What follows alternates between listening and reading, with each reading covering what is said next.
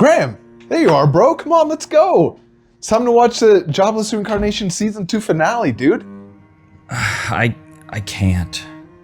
You can't? What do you mean you can't? Of course you can. Come on, let's go. Get up. I just can't even. What? Is everything all right? You wouldn't understand, George. You're just a normie. Of course I'll understand, dude. Just tell me. What's going on? Well, I've just been looking at this and I can't stop. What? Here, let me show you. Okay. Bro, is this Sylphie? Yep, that's right. As a cat girl? Yeah. No, that's heresy, Graham. Don't you know? Time for another crusade. Huh? No, George. No, George. Wait. George, no. Wait, George. Graham. George, no. Graham. No. Yo, dude, you okay? Yeah. No, I'm fine. I just zoned out for a second. Okay. I think there's something wrong. The normality field is really messed up. Let me fix that. Hang on just a second. All right. Hello, weebs and normies. Welcome to the Anime Club. I'm Graham. And I'm George. All right, George. Here we are. This is it. This is the finale. end. I feel like we've had two big journey enders. We had ReZero. Recently, yes. And now we have Mushoku Tensei. I feel like all my friends are dying around me, and it's very sad. Honestly, it kind of feels that way when you finish a story that you've stuck around with for so long. Yeah, I think it was in the ReZero finale reaction when I talked about, like, when I finished the Wheel of Time, it felt like I was saying goodbye to old friends. There's a bittersweet moment in that. But yeah, thankfully, we don't have to wait that long for season 3. It's just around the corner. That's true. So, It is just around the corner. That's true. Yeah. Well, would you say that maybe I'll ask this again at the end, but would you say that this show has surprised you? Oh, 100%.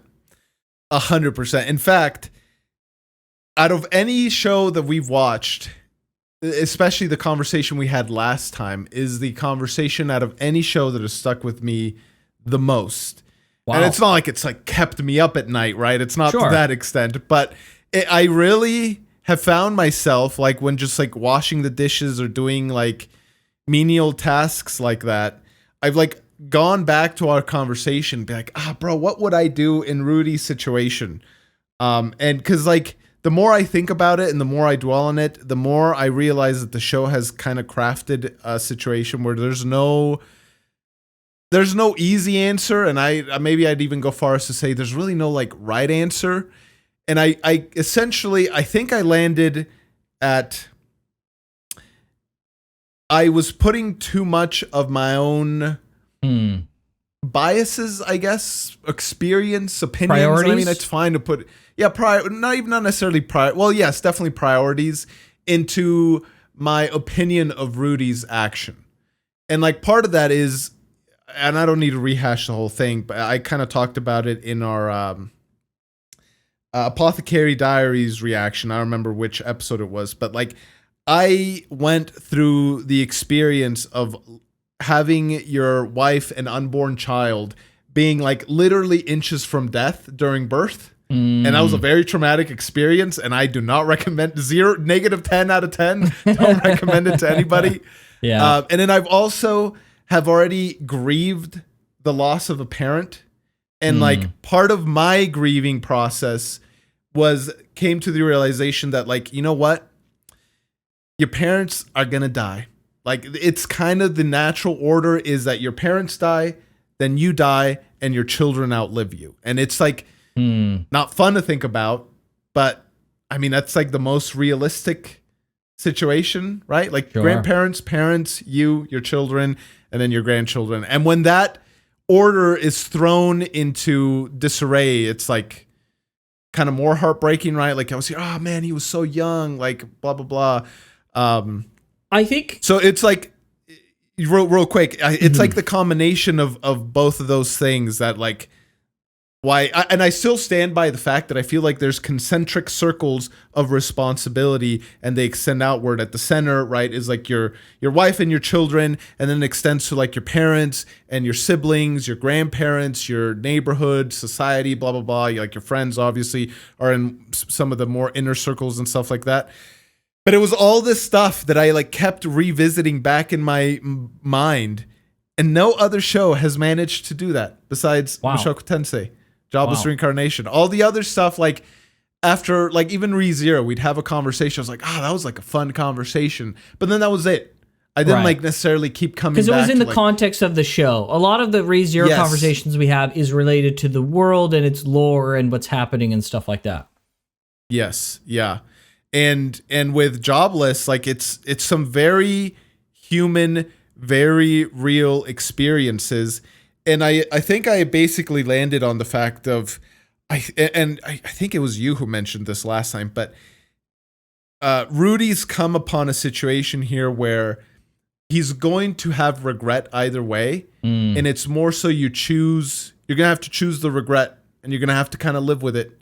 Right. And hope that you're able to live with that regret. And it's just like a hard situation. Right. There's no right answer, Yeah. not necessarily a wrong answer. Like I guess the only wrong answer would be if he died, but I don't think that's gonna happen. Right. Yeah. Right. But it's a hard choice. It's a hard choice. 100%. Yeah, I think the other thing is that maybe this is kind of weird to bring this up kind of right now, but there's a comment I want to highlight that specifically talks about this, so I feel like bringing up that comment right now at the beginning is probably good, just as this isolated comment. It's a comment on Patreon from Nia Binghe. I wasn't anticipating bringing this up, but I'm going to bring it up now because the conversation's right here, where basically you said, I'd be so concerned if my parent got a letter, or if my partner got a letter that their parent needed help, and partner decided to do nothing. Do you guys think he'll be able to live with regret if something more happens to his parents, with his past regrets still haunting him? So in the context of that comment and what you said here, I think all of these things are fair. But I think the one thing, and there were other comments that said a lot of something to this. It's not just this comment. But I think the one thing that we're all forgetting here is that the man God has always given really good advice. And now, we don't know if the regret of the man God was always like, here's something that you can do. If you do it, you're going to be happy. If you don't, you're not going to be as happy. Okay? So the good things have always been knocked out of the parks. They've always been really good. And we don't know as a fact that the bad things would have happened in the way or in the intensity that the man God described. We don't know that for sure. It could have been just a ploy to push him to do the thing that he wanted for whatever reason. If it's benefiting the man God, or if it's benefiting Rudy, or if it's like gaining trust with Rudy so that he can get something else later. We don't know what the situation is. But imagine, I feel like dude. Yeah, I know. There's lots of possibilities there. But I think that is quite the train of thought. But yeah, I think a lot of the comments and commentary around this is not weighing that enough. And I wonder if that's because the people who are commenting have either already seen the show and know how it's going to turn out, and so they know maybe it turns out fine, so they say, no, it's not a big deal, it was okay. Or like, that was the purpose of this test, was for him to choose something else. But from the perspective of like what's happened so far, the man God is saying very specifically, bro, you are going to regret doing this. So it's not like he was just like, oh, well, I have a situation where my wife can be at home pregnant, which sucks that I'd have to leave, but there's people around her and she's in a safe scenario. Or, going and helping my parent who's in trouble. It's not that cut and dry. If it was that cut and dry, I'd be 100% on the same page of, well, yeah, he should be going to help. Like, it sucks he's got to leave, but he should probably go help. The situation was, the man God said you would regret it. And that means anything could happen. You leaving to save your parent could mean the death of Sylphie and the kid. Is that a crazy extrapolation? Maybe, but we don't know what the extrapolation is. We don't know what the bad scenario is going to be. The way I saw it was the man god saying, like, listen, potentially, not as a fact, but potentially, your parent is going to die or something bad's going to happen with your wife and kid. You get to choose what the outcome is, right? And then in that context, and in the context of what you've said here, I would agree that the right choice is to stay with your wife and your kid. Because that's just kind of the way it goes. Like, eventually your parents will die ahead of you. And if you had to choose one, that's the one I would choose personally. And so I think we're being a little bit unfair, not to like us. I'm not saying like, you guys are unfair to what we said. That's not what I mean. But I think we're being a little unfair to the scenario. I don't think we're giving the correct weight to the scenario of like, it's not just a black and white thing, a straightforward thing. The man god that's what makes this whole thing difficult, right? If the man god wasn't here, this situation wouldn't be that difficult. It would be a little bit weighty, but it would still be, not a big deal. It would be kind of more obvious. The man god freaking mucks this whole thing up, and he creates the uncertainty that I think makes this whole situation more exciting. And like his whole, is not a good way to put it, but yeah, I get what you're trying to say. And like on top of that too, he kind of muddied his other choice by like saying, go be with frickin' the cat girl and the dog girl. Cat girl. Yeah, exactly. Yeah, it was like, it's just what? Like, that seems like an additional, a poisoning the well kind of logical fallacy in a sense, right? It's just, so it's like, what do you do here? Yeah, for you, maybe it was a little bit more cut and dry without the man god. Without the man god, it'd still be a very like kind of toss up for me a little bit as to what I would do.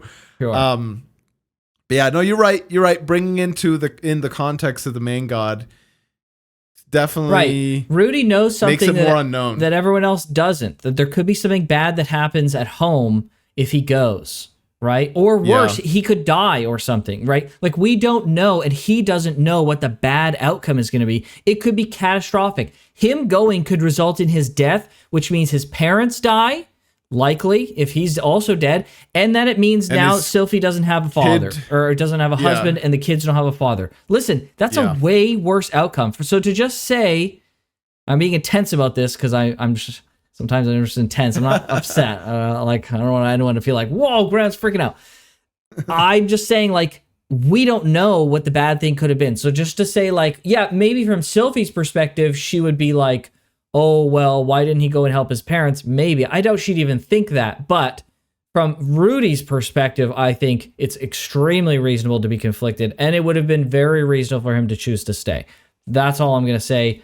I do agree that Sylphie has capable people around, but with things like happening like the mana event, the mana disaster, the teleportation disaster, this is a fantasy world. It doesn't matter how many strong people are around her. Anything could happen. An army could show up and flatten the city. Yeah, like that doesn't matter to me at all, right? So I do appreciate that comment though. I think it's good. I really do like that we got a lot of comments like this, because it allows me to hit home of what the main confliction point for me is. I think it's a good perspective to have, but I think that the man god is fricking around with this more, at least from the perspective of George and I, who haven't seen what's on the other side. Like right now, like we had so much anxiety last episode the whole time of like, or maybe it was the episodes before, of like, if this was the right decision or not, right? Yeah. Then that was the crux of it.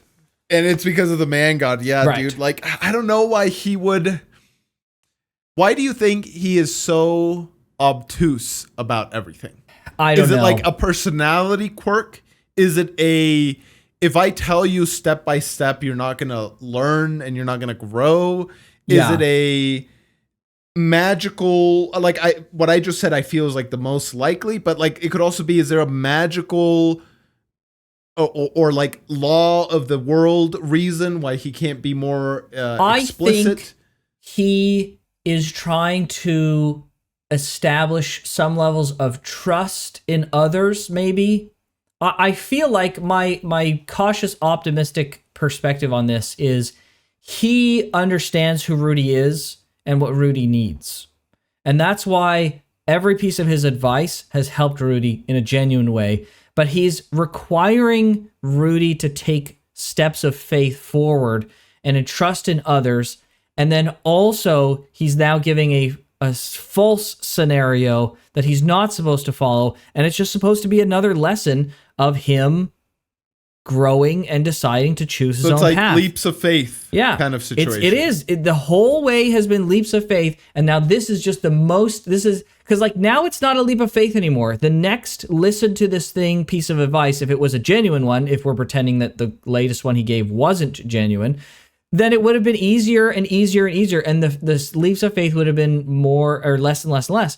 And so now he needs to change up the tactic for whatever reason and make sure that Rudy is taking a big leap of faith again, like he did the first times, right? And I don't know what the reason is. Maybe there's a different scenario, but that's my cautious, optimistic take on what's going on with the man god. Yeah. So, I can see that. Yeah. I can see that. Do you think, last question, I guess, before we start, do you think the man god appears to other individuals as well? Or do you think Rudy is the only one? Indefinitely, yeah. Indefinitely. Undoubtedly, he does, because people know of him. Right? Yeah. Okay. Right? He's a known quantity. Yeah. It's probably exceptionally rare, but he does appear to somebody, and he's like a known figure. Sure. Okay. Yeah.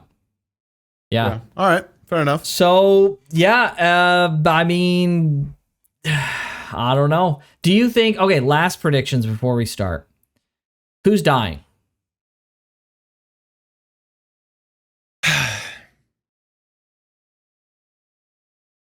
It's either Zenith or Paul. One of them two. Yeah, I think so. I think it's going to be Paul. That's what I think. Yeah, based on some of the stuff that's been happening, especially like they're developing. I guess they've already had a developed relationship, right? But it's just like continuing relationship. Paul is like the best candidate in that regard because it would hurt the most currently. Yes.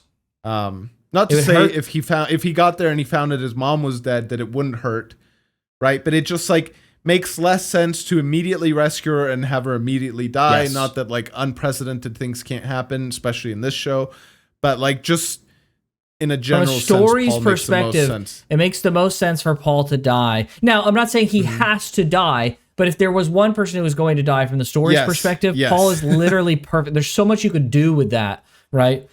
I mean, Paul couldn't do anything. He's dead. But there's so much from a story perspective that you can do with that. This freaking dude.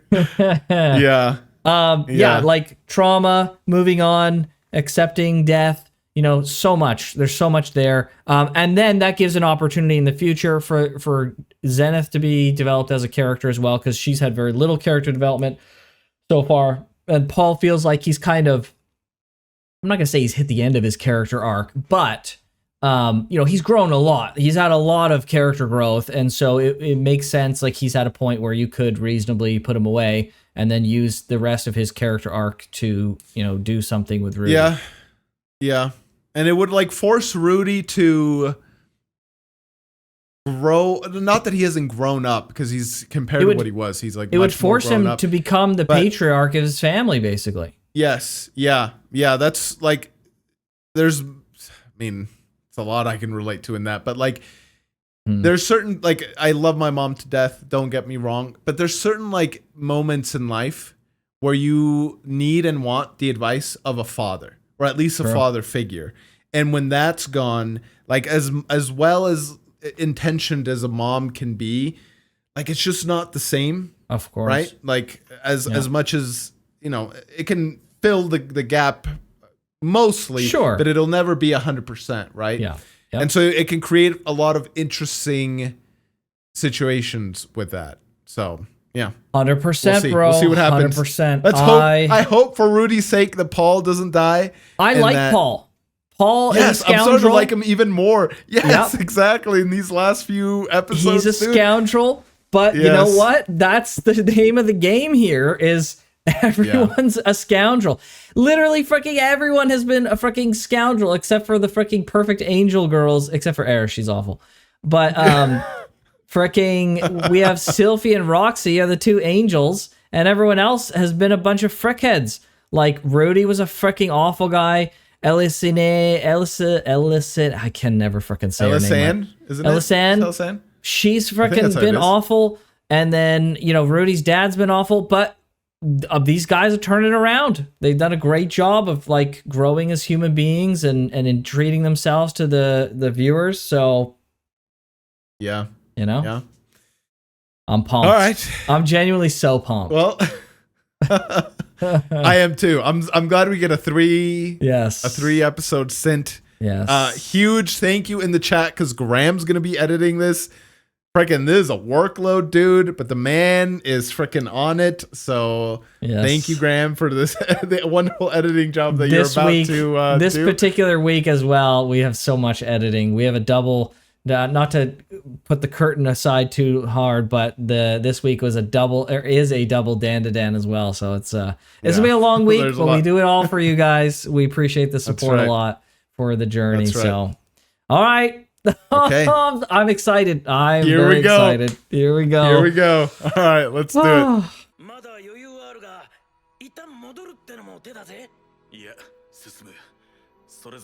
They may gain information they could use to then go back and come forward again. Yeah, true. Oh boy, that's fucking ominous. Oh boy. Oh, jeez, that's right. I forgot there's a guardian. Oh, jeez. No. Paul's dead. Yep. Paul's dead. He was about to tell him that he loves him or something. Oh no, dude. Paul's I'm dead. so Okay. fucking sad about this. It is. The foreshadowing is so thick, It's bro. so It's like thick. dripping.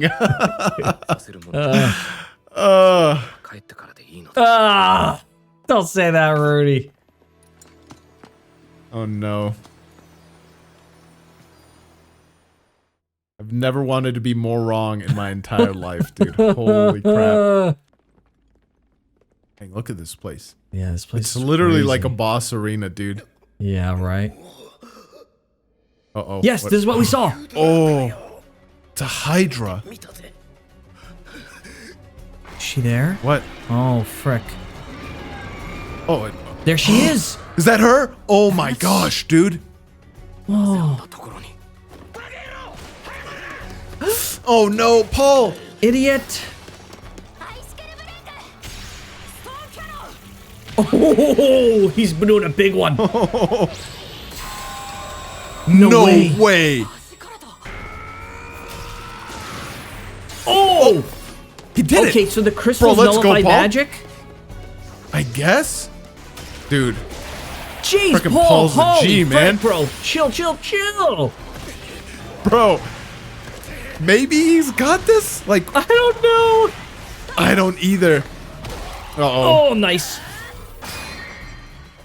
It's not enough.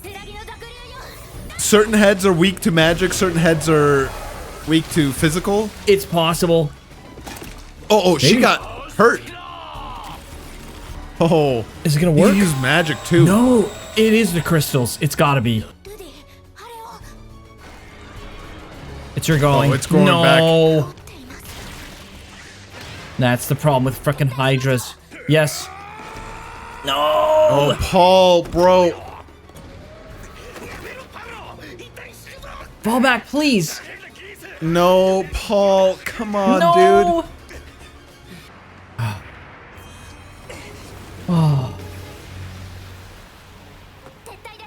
He retreated. Oh my gosh, he retreated. Thank goodness.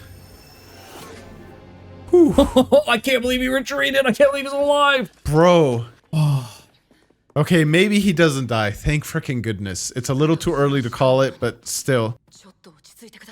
Bro, he's compromised, man.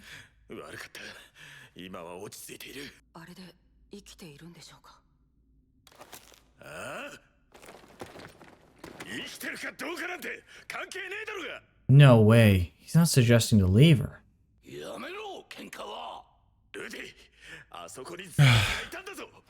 Paul is a hothead, dude.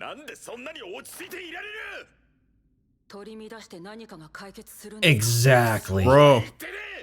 母親というより一緒に暮らしていた他人。 Oh, Dang. bro. 5歳の時に別れてから10年近く会ってない。 Oh, true. You know, that's a great point. That is a great freaking point. He met her for 7 years and he did not build the like parental child bond like a child would in that 7 years. Yeah. Right? Because he knew her as an adult. Right? It's quite different. There's a lot of like your relationship with your mom derives from an early age because of your dependency on her. Right. Like it's right. like obviously there's a lot of love and all that stuff there, but it's just like the fact of the matter is you're so Right. dependent on your mom when you're so young. Right. And that's part of the reason why you love her so much. So if you take Right. that out, yeah, like it makes sense that this is how he would view her. Yeah. Dang. Dang. Hmm. It's crazy. Yeah, it's high stakes for potentially little reward. Bro, Paul.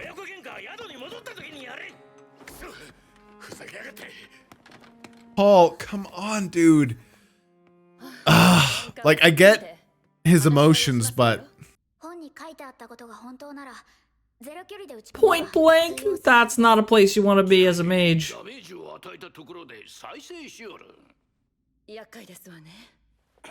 It's got to be decisive all at once. That's some D&D knowledge right there. Yeah, or Greek myth, I guess. All right, Paul, come on, hack it in, brother. Oh, let's go. dang, dude. Yeah, Paul wears his heart on his sleeve, man. Aw. Bro, this is gonna be like the last thing he could do for his son, and he frickin' is gonna risk it all to beat this frickin' Hydra. Oh, Paul. He's always saying, like, I'm a lousy dad, I'm good for nothing, I don't do anything. Obviously, that's frickin' wrong, he's done a lot. But, like, oh boy, it's almost like set up frickin' perfectly. Oh, man. It's not moving. I wonder if it's chained or something? Yeah. Dude, he's seeing the heads. And Paul can react without knowing ahead of time. Sorry. No way, no way, no way, no way, dude. This is an attack. This is an attack. It's an attack. I think he got missed. Sorry, I shouldn't have paused it. I should have paused it slightly earlier. It's all right. It was a bad time. I don't like this. They're doing this here. This is the second time they've done this. The first time I didn't think anything of it, but this time is freaking me out because He's gonna see him die yes, before it actually happens. yes, and I don't know if they're gonna be like he sees it before, and it's just the worst freaking thing ever because there's nothing he can do, or he's there and able to save him because he's next to him. I don't know what to think. We'll George. see. We'll see, dude. We'll see. He went in. He's gonna cut it from he the went inside. in, Yep. for There sure. we go. Please work. Please work. He's got to be No closer. way, dude. Oh man, he's got to get too close. It's already back, dude. It's so Jeez. fast. That was seconds, dude. Oh, Let's go, Rudy. bro, Paul is crazy. Yeah, he's really good. Oh, No way, he did it's it. burning. It's burning. Whoa! Another one. Oh, that was awesome. The parry to the slice. It works. It works. Dude, Two father down. and son taking this down. That's sick. 3. Let's go. Okay. How No many way. more are left? Oh. Oh. What? Okay. Oh. Okay. Oh, jeez. Bro. Where's much Paul? anxiety. Where's Paul? Oh, They're dude. 50% of the way. Oh, no, no, no, no. Paul hand, dude. Oh. Bro, Paul's that one, get that one. insane, man. He just Dude, he got two right now. more. No way. Are they gonna do this? Oh, based healers, man. Wait, they're like more than 50% of the way done. They're like game guess? set. It's only easier now. No. No. What? He's biting Uh-oh. it off. That's right. To The cover the searing freaking part. Yeah, now it's Yes. gonna regrow from there. It's gonna freeze it. Oh. Dude, I didn't know she could use magic too. I didn't know either. Oh. Get the other ones. Dude, Get it's the other so ones hot. quick. What? Oh, that's no not good. way. That's not good. Oh, Earth, shield, go. Oh gosh. Oh, water. Oh, frick. Oh, jeez, dude. Oh, please last. Oh, Rudy. Oh, jeez. Roxy, help. Help, please. Somebody. Oh, that's one. They made He it. did it. He did it. Finish it.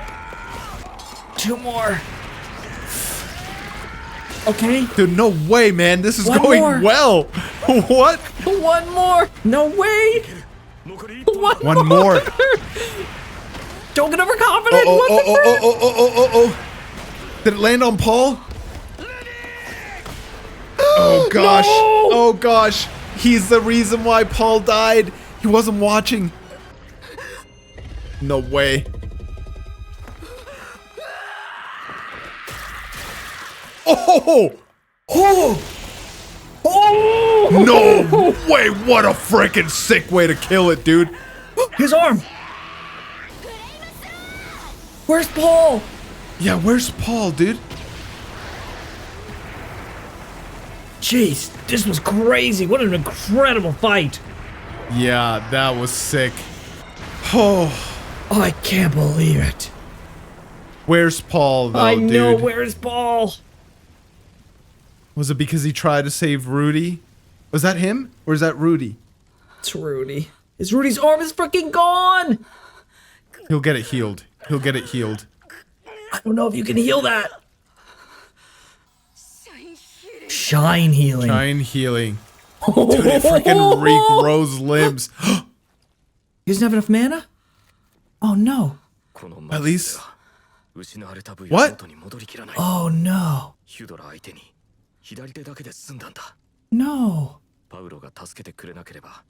No, no. Where's Paul? Oh.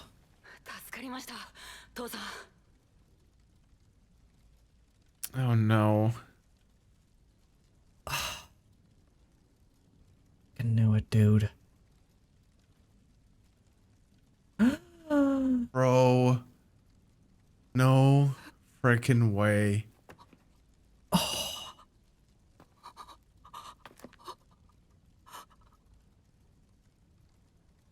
Bro, what a death, man.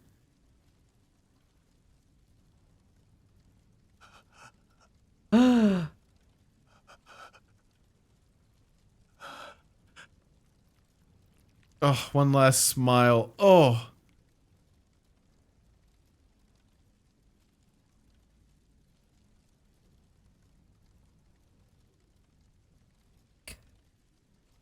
Dude, that's sad. Dang it.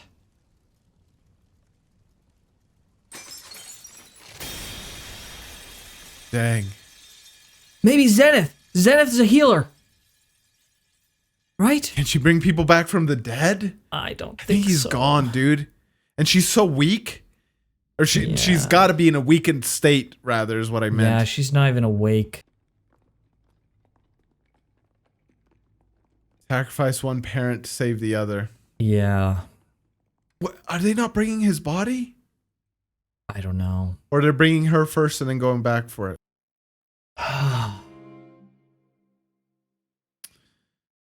Oh, bro.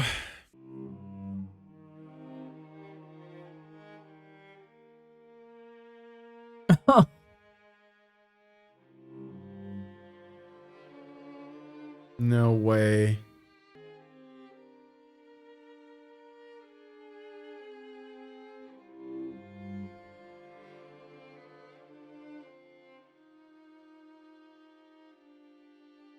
Oh. お疲れ様でした。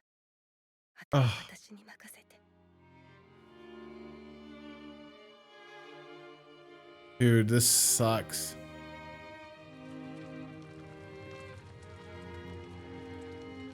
They burned it along with the Hydra. Okay. Oh, they're just by itself. Frack. もう4日眠ったままです。 Been 4 days. もしかしたらこのまま。 Jeez. Right now? 奥様。 She remember who she is? I was just gonna ask that. 母さん。奥様、ルーデウス様ですよ。 True. から10年近く経ったのです。 Like, who's rudeus? No, I think she remembers. Oh. She can't even talk? No way. もしかして奥様。 Dude. Oh. Bro, he lost both his parents.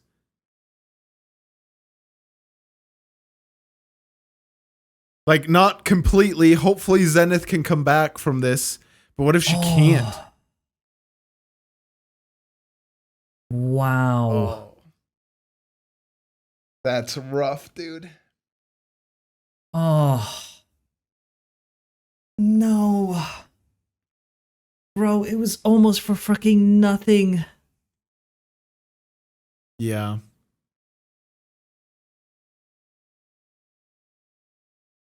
Hindsight is Frick. 2020, but given the conversation we had about the man god in the beginning, like You're gonna regret it. What? If he hadn't been there, they would never have made it to the Guardian. That's I'm under good. the assumption right now that Zenith won't be able to recover. Like, I hope I'm wrong. And she can, and she has a great recovery. That's like the silver lining in this, but let's assume for a moment that she can't. His dad would still be alive, and he wouldn't have been sacrificed for a mom who can't recover now. I do think that there's still like a, bro, you can't just leave her in there kind of argument. Right. But if you had come back later, right, years from now, a year from now, a couple of years later, right? He's even more accomplished, he's stronger, he's better. He wouldn't have made such a mistake, right? Yeah, exactly. Come with more people. Yeah. Right? Like, if it wasn't Paul, imagine if it was Paul and what's his face? The other Zenoba. Or even Zenoba, Rugerd. The three of Rugerd. them, right? Yeah. And Cliff. Imagine if Cliff had come with them. Yeah, 100%. 100%. It was the wrong choice. All of you freaking people in the comments! You motherfuckers! You play me like a dang fiddle! Frick! Bro. Was the wrong choice. I hope she can be healed. I hope so. I don't think she's going to be. Dude. I don't think so. I don't think so.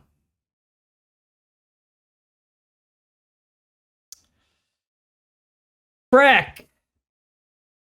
Bro, the thing that sucks for Rudy the most is, despite everything, Paul is the one he has the most connection with on a personal level. Mm-hmm.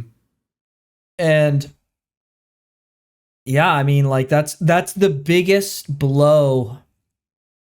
I guess, like, there's Sylphie and Roxy, those potentially could be just as big or bigger, especially in Sylphie's case. But like, at least if we want to say those are the 3 pillars, right, of his interpersonal relationships, you know, Yeah. that's a big pillar to knock down. That's crazy, bro. And then for it to amount to this, oh man, That sucks, Man, dude. This is like the worst, man. I'm This is the actually worst. so mad that the man god was right, dude. I wanted to hope so bad that he was fucking wrong. I was starting to believe that maybe it wasn't fucking They gonna got be to correct. the end, dude. That's the thing. They I know. got to the end, and a moment of like, honestly, this was simply an experience. The skill level was there, but like I just hit the mic. Sorry. The quote unquote game sense, right? Like you got to lock in. You Yeah. can't. It's His that head moment wasn't- where you're fighting the Dark Souls boss, and it's got like 5% Yes. HP left. You can't be like, 100%. we're almost there. We're almost It's there. the You gotta greatest- pretend it's got 100 HP left, Yes. right? You gotta Yes. like, It's the 100% greatest HP. analogy, George. It's 100% what happened. He choked at the last second, whether it be you get too excited or you overextend trying to finish the fight, whatever it is. That's 100%. I think I was the one who gave you that advice a long time ago when we were initially Probably, playing Souls yes. games. It's like, listen, he does Probably. not have 5%. He has 100%. He has 1,000,000%. He has Yeah. any percent that is not that percent. He will not die in the next hit or two. He will die never. He'll never die. Yeah. And as long as you pretend and go in with that aspect that he'll never die, then you will win. As you've gone the 95%, you will go the 5. But yeah, it was an experience. It literally was just, yeah. Frick! I'm so mad. He regretted it. He did regret it, dude. He regretted it. He Frick. regretted it. He regretted it. Bro, it's And like at this point, it's less so. Like again, hindsight is 20/20. But at this point, it's not so much that he shouldn't have gone. It's he shouldn't have gone now. yeah. Because Literally, it's like as we you just couldn't discussed. right, you couldn't fathom a scenario. That's the problem, right? That's the freaking annoying thing about this whole freaking thing with the man god being right is like you don't know the scenario that exists that allows her to be suspended in animation so you can go anytime. You don't have to go now. You can go 20 years from now. Yeah. Right? Yeah. Like, it doesn't matter. Breck. Yeah. And how did she, I guess, I hope they like answer it at some point, but like, how did she get encased in the ice? She could have Is it been like- teleported into the freaking crystal. I don't even think it's ice. It could have been Oh, that, just or like a magic crystal? she It could have been a tele- magic crystal, yeah. Could have been. I think it's magic. It was magic. Or she gets teleported into that room and she gets freaking easily captured by the Hydra, which probably has some level of intelligence, right? I mean, the Hydra has those similar-ish crystals on it, right? So And it's intelligent enough at least to recognize the plan that they were doing and like bite Yes. deeper into its neck yes, to expose yes. the There was that some part. level of intelligence there. I like that they added that too. Like it didn't amount to much, but it was like it did belie some of the intelligence of it. It's Yes. like borderline Yeah. cut content that they could have done, but yeah, Yeah. Dang, Wow. dude. that was crazy. That fight was incredible. It was so We've tense. seen it was a fantastic fight. Fantastic fight. And we've seen Rudy's tendency always be retreat. And it's gotten less and less and less, but this is a pretty big blow. And I'd argue that now Bro, this is is a the double time- whammy. yes, and I'd argue now is the time where he can retreat the least. This is like, not to say that any of the other times were like in a Right, quote unquote but acceptable here time. he specifically has to step up. Like it's He literally has to step up for the step his up mom. time. She's gonna Yeah. need a caretaker for his sisters. Lilith, in some sense, dude, she's gonna be mourning, but you know, it could be more of like a they support each other situation rather than them relying on him. And obviously Aisha and Norn can rely on Lilith as well, but he's got a wife, he's got a kid on the way. Like, this is literally the least possible. Yeah, he's got to get home. He could retreat. He's got to get home. Right? He's got a kid on the way. Like, dude. Poor Rudy. Poor Rudy. Frick. I hope he can recover quickly. But I guess we'll have to see. I mean, yeah, we'll have to see. Wow. Okay. Well, we got 2 more episodes to go, thankfully. So yeah. At least we're not ending on this one. At least. Oh boy, when season 3 comes around, it's gonna be just freaking cliffhangers like this whole way through, dude. Dude, imagine. All right. On to the next one. On to the next one. そして俺は葬式にも出ず、 Oh, 両親の骨も dang. 拾わず、何をしていたのだろうか。あの時の俺は悲しいと思うほど両親を愛してなかった。You know, it's tragic, the situation he was in before, but I'm just so glad that he can look back. I've had times in my life where I looked back and I said something, not like even remotely exactly 1-to-1, but like I looked back and I went like, how could I ever have thought this? Or how could I ever have been in this headspace? No way. And it's such great human growth to be able to look back at your previous self and almost be like, it's not always disgust, but just be like aghast. Like, how? How could I possibly have thought such a thing? Right? So I think while this is tragic that he was in this scenario and thought this, it's beautiful in the same sense. It's bittersweet in the same sense that he's a different person now and he's disappointed in himself. He's feeling, some shame. Yeah. Good for him. It's also interesting, like how, like you would think not loving your parents would be a hard thing to do. Sure. But he just like gradually degraded to the point where he didn't even care enough to show up for their funeral. Like I could never, right? Like I can understand it, but I can't like emotionally empathize with that level of what would it be, like not caring, right? Like about it. Yeah. Which is and it just shows how much further he's grown too. Yeah. Sure. 100%.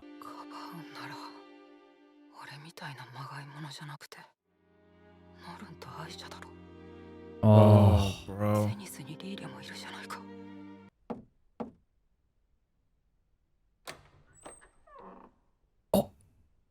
Oh no. Oh boy. Please don't frickin' do something. この街はまだまだ面白そうなものがありますし、先日のように Honestly, また一緒に見て回りませんか? this is probably the best he could do. Oh no. Bro. Roxy. The married man. Oh no, he's at his lowest, most vulnerable point, bro. This is not good. そうですね。最後に会ったのは数年前ですが、どちらも元気。じゃあわかんないですよ。軽々しくわかるなんて言うなよ。Boy. 気づいたんだ。やり直した気になって、うまくやれている気になって。Oh, 大 dang. 切な部分からは目を背けていたことに。家族との確執から目を背けて、また取り返しのつかない失敗を繰り返して。Oh. Bro. 変われたと思っていた。でも結局何も変わっていなかった。 Oh man, what a like self-realization. だからあなたと悲しみを分かち合いたいんです。Oh no. Rudy, tell her.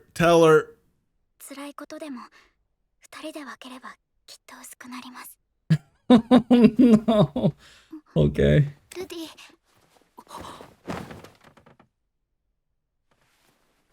Oh boy.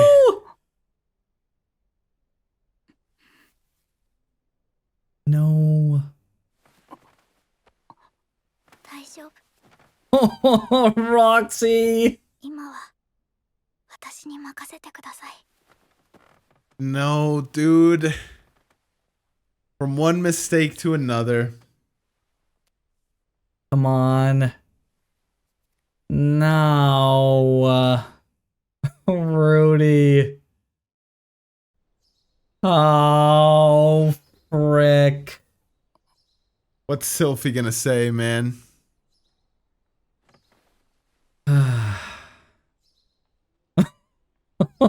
What have you done? Oh, frick. その少しは気が晴れましたか？ No, he's gonna feel worse. はい。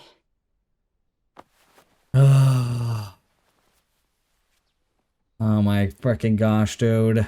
今目の前にいる家族を大事にするしかないでしょ Oh う。 no, she's Bro, got what the a thing wrong to say. idea. ルディにはそれを望んでいるはずです。 She has no 前を clue, 向いてく dude. ださい。 Oh no. Oh no. ロキシー、あなた。リーリャさんのところには一人で行ってください。 There's no way, and わかりました。 Elena Lee's put her up to that. I Right? don't think so. Or Elisan, I don't even know how you say her name. Elena Lee's. I read it and then I think something else immediately. No way. ということは記憶を失っているだけで Okay. 精神 Okay. が完全に死ん So だ it's not わ like け a ではない stroke situation. She's just memory loss. 奥様のお世話は私がすべきことです。 But his house was plenty big. They can all come and Yeah. live with him. Yeah, they can go back. There's no way. Just, you can't care for her out frickin' here. 帰りましょう。 Yeah, 家族のところへ。 exactly. Oh boy. Bro, if Roxy is prego. Oh no. Frickin' Dude. pregante. Bro, his frickin' arm. Is he just like not eating too? Like he seems so skinny. 師匠。どうしました？ Oh no. Is this it? はっきり言う俺はロキシーが大好きだ Oh, シルフィーとは多少ベクトルの違いが Yes. 好きだがどっちがと聞かれて But I couldn't say which one I love more? だから許れて bro. シルフィーが好きで俺はシルフィーにミサオを立てると誓ったそれを裏切るわけにはいかない It's a little late for that. です。 Yeah, exactly. That's literally what I was gonna say. Oh, he said it! もうすぐ子供も生まれるんです。だからあまり恋人みたいな感じはその。 She knows? もし She's knows! what? 知っています。パウロさんが亡くなってみんなでルディを心配しているとき、エリナリーゼさんから聞きましたから、ルディが気に病むことはありません。私はルディが弱っているところにつけ込んだだけです。 Bro. 私が Jeez, Roxy. ルディはあちらに戻ったら奥さんを大事にしてあげてください。 She せ frickin' めて何 saw her frickin' chance and she took her frickin' shot, bro. She's like, well, he's married with a kid. This is the only Yeah. shot I'm gonna get. Oh my god. Roxy! Bro, that's kind of like that's messed up, dude. Roxy, that's not cool. What the heck? じゃあその言い訳を聞いてもらってもいいですか？ Okay. 聞くだけでいいですから。 Uh-huh. This better be real freaking convincing. きっとルディが落ち込んでもその人が立ち直らせてくれるんでしょう。でもその人は今ここにいないじゃないですか。なら Bro, what a statement, She's dude. gotta help him, George. Someone's gotta do エリ it. ナリーゼさんもギースさんも放っておくつもり Oh, で Roxy. リアさんは私がするしかって思うじゃないですか。 I don't doubt that she has true, like what she's saying here is 50% correct. The other 50% is it was absolutely selfish. Yes. Yeah. ひどいですよ。あんまりです。 Yeah, she knows. All right, well, 師匠。 frick. Roxy. ロキシーのためにも Ah, boy. Oh, good move, Roxy. やめてください。そういうのは。何もする必要はありません。 That's what he needs. That's good. Okay. You gotta give her that. She knows. Okay. Oh, it doesn't fix 100%, but that goes a long way. What a situation, dude. Oh boy. Oh man. What does she think about all of this? That's literally what I was gonna say. あなたミリス京都ではありませんでしたわよね。違います。シルフィもミリス京都ではありませんね。Okay, well, it won't be too bad then, right? 私のクリフは経験 Don't tell Cliff. ミリス京都というのは妻を一人しかめとってはいけないという。 She's not gonna suggest. その妻を生涯かけて愛しなさいという少々堅苦しいけれど。 Based Millis? Alright, let's go. Yeah, because my understanding of the Millis religion, knowing nothing about it, was that it was like the what's the word? It's the stand-in Christianity, basically. Oh, really? Okay. That was my like guesstimation of what the religion was like. So this makes a lot of sense. This is also funny of her saying, now that I'm on the receiving end.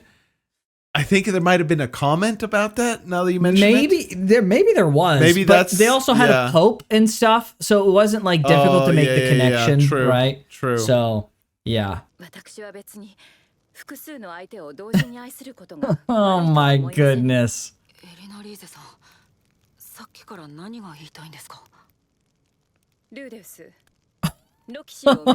She's telling her to marry Roxy. No Bro. way. Oh my gosh, dude. No one can mean it like I do. Fair enough.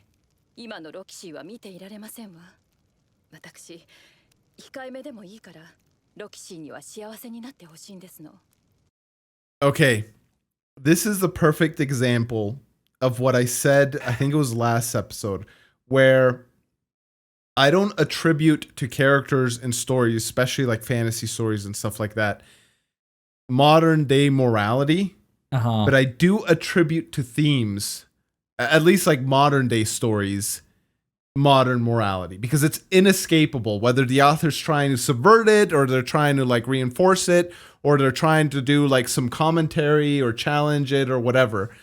I find it so very interesting that in this world where polygamy is quote unquote accepted or practiced, or it's like not that wild of a concept, right? The default position of Roxy was to step aside, and she internally knew that she did something wrong. Right. It's like I'm not sophisticated I'm not a sophisticated speaker enough to fully unpack what I think some of the things that the author's trying to do here, but I just want to point out, the best I can do is point out that fact that in this world with its like dragons and all that stuff, like the default reaction, the default sense of morality for individuals is still that. And I think that speaks a lot about the story the author's crafting. Again, I'm sure there could be like layers that you could like analyze on this. I'm just not smart enough or eloquent enough to do it, but I just wanted to point that out. Sure, yeah, I get you. True. And he saw the pain it caused his mom initially.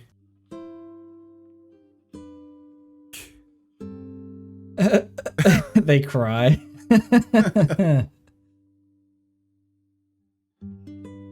No, but that's I feel like this is a little bit for the sake of the story, a little bit hand wavy. There's always going to be some level, I feel like, and maybe this is just me, there's going to always be some level of hurt based on that scenario. Do you not think? Yes. Yeah. Right? Like for the sake of the story, you could probably make it in a way where there isn't. Right. But from like a thematic, and again, that's what we're analyzing here, from a thematic perspective, rather, yes, there always will be. Yeah, for sure.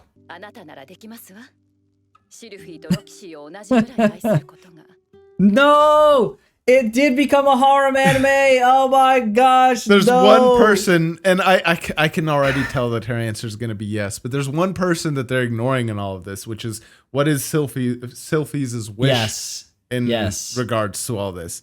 I think they But- have set this up because they had Sylphie say the situation with the concubine, Yeah. right? Yeah. Now, that being said, she only said that in the context of if she couldn't bear a child, not that he was going to get married to another wife. That's Yeah. very Yeah. freaking different. A surrogate mother is quite different from having a whole nother wife, Yeah. right? Yeah. Sure. Yeah. I agree. How much does Sylphie know Roxy? Not at all. She doesn't. Not at all. No, yeah, she doesn't know her at all. Because She probably they didn't knew overlap. her, right? When he was being taught? No, because remember, maybe a tiny bit, like to the point where she probably doesn't even remember. Because remember, Roxy bringing him out of the house area was the kind of final What led thing. him to And then Yes, and led him to she meet left, Roxy. and he was or sad. Sylphie. And then he Yeah. went out adventuring and saw Sylphie. Right? Yeah. So Yeah, you're probably right. not at all. They probably never met. Oh boy. Yeah. でも俺がそうしたいからといって師匠とシルフィーがイエスと言ってくれるかどうかはまた Right. Okay, at least he's thinking of I'm Sylphie a glad- little bit. Yeah. 聞いちゃいなさいな Oh, she's so freaking cute. Oh my gosh. She is okay with it. Of course. 話というのは何でしょうかと師匠にお話ししたいことが All right. It's fine and good and dandy that he wants to talk about this with her, but you should not be having an ounce of conversation about this with her until you have a full, proper conversation with freaking Sylphie. Your actual wife currently. Yes. Yes. You shouldn't be 100%. hypothesizing anything with Roxy until you freaking figure out if you can even go through with this. ありまして Yeah. Not the appropriate conversation to be having. 愛しています Oh my goodness, Rudy. Yes, thank you. That's the right face to make. Oh, You realize he just No. asked her to marry him. そう言ってくださるのはとてもありがたいですでも奥さんの了承は取らなくてもいいんですかではその後でもう一度聞かせてください thank you. Thank you, Roxy. Someone knows how to put the horse before the freaking cart.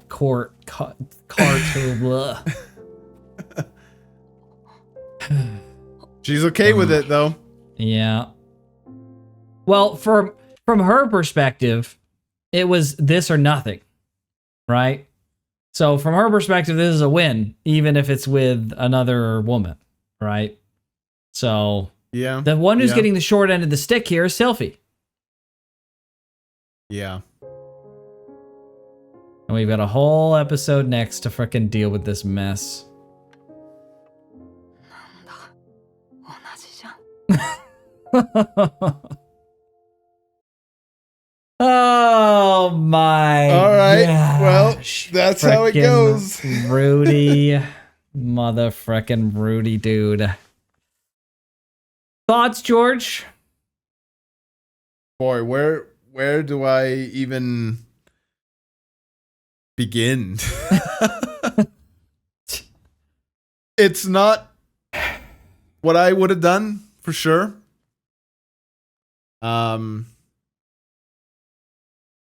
Yeah, I disagree entirely with Rudy's actions here. That's all I can say. If I was an anime character in an anime and there were two anime girls who wanted to be with me and it was all fantasy nonsense, okay, maybe you could entertain something like that. But if I want to entertain this in a actual practical reality sense, which is how we've kind of addressed most of the show, pretty much almost entirely, then obviously this is a non-starter. It's just no way. So, but my question is like, what's the point? right? That's my real question. What's the point of this in the story? Everything up into this point, like, has come full circle, right? We've had the perverted baby. We've had other stupid fucking stuff. We've had all sorts of fucking nonsense. And it's all like, at least to some degree, there was always in the back of my head of like, yeah, he's a total perv. He's just the worst. And, you know, Elise, she's also just the fucking worst. But in the back of your head, you're thinking, yeah, maybe the justification won't be that great. Maybe I won't buy it. But it's probably doing this to set up evolution of the character later, right? And maybe with Elise, they frickin' we won't accept. I love how we mess her. I know. I her just name say it up different every time now for flavor. Like, maybe we won't personally accept it, I thought, but like, you know, we understand what they're doing here and why it's being done. Now, they did a great job with her, and generally, I kind of accept what was going on. Like, I get it. Okay, it makes sense. And then she showed, and the thing that sealed the deal was she showed true shame about her ordeal, about her situation. And then it helped to recontextualize everything, that it was like, okay, fine. You know what? Actually, they used this really well, and it turned out. This just makes me go like, what is this other than fantasy fulfillment? What is this other than fan service? Yeah, what's the growth intended for Rudy's part? Exactly. Like, what is this other than, this is just fantasy fulfillment. This is just fan service for the sake of it. Right? Like, I get it. I understand. Like, the two beautiful anime girls love the main character, and so it's like, yeah, this is great from an anime fan service perspective. Oh, it's great. He gets two of them now. Woohoo! It's a horror and blah blah blah. Everyone loves that. But like, is that it? Because as far as I could tell, there's no little small inkling of like, oh well, this could be something. This could become something. It's just they just did it because that's what's going to make the fan base happy. That's what's going to, or maybe it won't make some people happy, but I don't know. It just comes off as self-indulgent rather than like a domino set up for character evolution and character growth, right? That's how it comes off to me. Maybe you have a different interpretation. I can agree that that's how it comes off right now. Like, what possible ramifications there could be in the future for something like this? Like, it's hard for me to visualize. But it's not to say that there couldn't be. Like it's not even, maybe it's not even that like he made a mistake with her in the moment. Like, even the sleeping with her is like, you know what? It's a practical scenario. It happened. She was the one who initiated all this and kind of moved it all forward. This stuff happens. That's okay, fine. We move on. And then like, oh, she's pregnant. He's got to take responsibility now. Right? That's like a whole thing. That's like a whole like, okay, fine. You know what? That actually makes a lot of sense. But right now it's literally just like, I love both of these women and I don't want to make any sacrifices, so I guess I'll just marry them both. There we go. Like, yeah. What? No, the sacrifice and character growth here should be him having to accept that he can't make her happy and he has to make a tough choice because he has commitments, and that she has to accept the pain of the loss and move on. Like, that should be the character growth, should it not? Because right now I feel like we're having our cake and eating it too kind of thing. Yeah, and I mean, it's an important lesson to realize in life that you can't always do that. Yeah. Right now we're getting everything. Yeah, I don't know what like the deeper plan for this is, and maybe it doesn't materialize. Maybe there never was and there won't be. And as much as this addresses other aspects that Rudy should have corrected in his life, this is just one of those that's just like, I don't know, fantasy fulfillment, just like you said. Yeah. There's been enough, not even necessarily that there's been enough opportunities, but there are times in the story where it could have ran off into like fantasy fulfillment paths And just because there hasn't been doesn't mean there can't be any in the future. But History there's dictates always that possibility. that there could be something. Yes, that is there what you're could be saying. something, yes, that Rudy is going to get out of this beyond just I get what I want. Right? Right. Like you said, I get to have my cake and eat it too. Yeah. So, And I mean, I would sympathize with it. I agree. Historically, they've always kind of brought this stuff around. And I will relinquish the point that is true and that may be the case here. However, I will say from my own personal perspective, there's always been at least a grain of sand, a modicum of like leadingly believing that this actually they could turn this around to be something else. But like, I feel zero of that here. Like this feels like almost entirely, like I don't even know how you would turn, like with the Elena Lace thing, like at least they could like you see it, how they could turn around like, okay, there's like a reason why, and they could make her have like shame and they could do the stuff that they did, like feel bad about her scenario. Okay, perfect. That was believable. It was something I could believe back then, even before I knew it was going to happen. But like, I just don't see the path here. I don't see the vision whatsoever in any of what's happening here. Now, I'd love to be freaking wrong, and episode 24 is going to turn around, but I'm going to say, I think it's just going to turn out to be he just marries them both because this is the author's thinly veiled fetish or something. Like, I'm just saying. Yeah. Not a fan. I don't know. I don't know what the deeper point of this could be. And I mean, you and I are on the same stance as far as like what he should have done. He should have rejected Roxy's advances. He should have stayed faithful to Sylphie. And this was a mistake. Rudy, you know, and I know this from a story perspective, this actually won't be a mistake. And I have a feeling this is all going to turn out well for him. Sure, 100%. Sylphie's going to be like, oh, this is great. I get to have somebody I think she'll have difficulty with with it, but she'll come to accept or that. she'll come to accept it and then come Right. to like it after the Right. fact. Yeah, like with the path that she takes to finally like liking it, I don't know what it will be, but I feel like her end state will be like she's okay and likes it. Right. More than she's okay, she like likes it. So from a story perspective, I feel like this will be totally fine and good. From like again, what an author does with themes. Are they trying to subvert it? Are they trying to challenge them? Are they trying to reinforce it or whatever? Like, there's a lot of reasons why I like disagree with Rudy's choice. There's like the practical side of just like,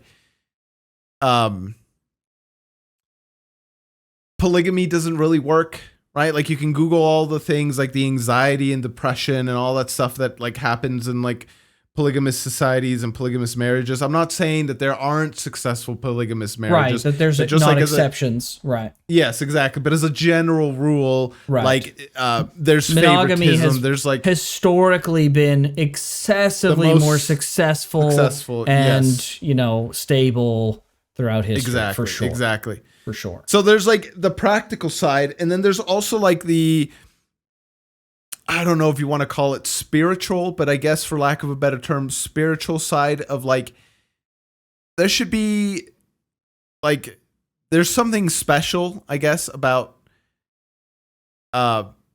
creating a life.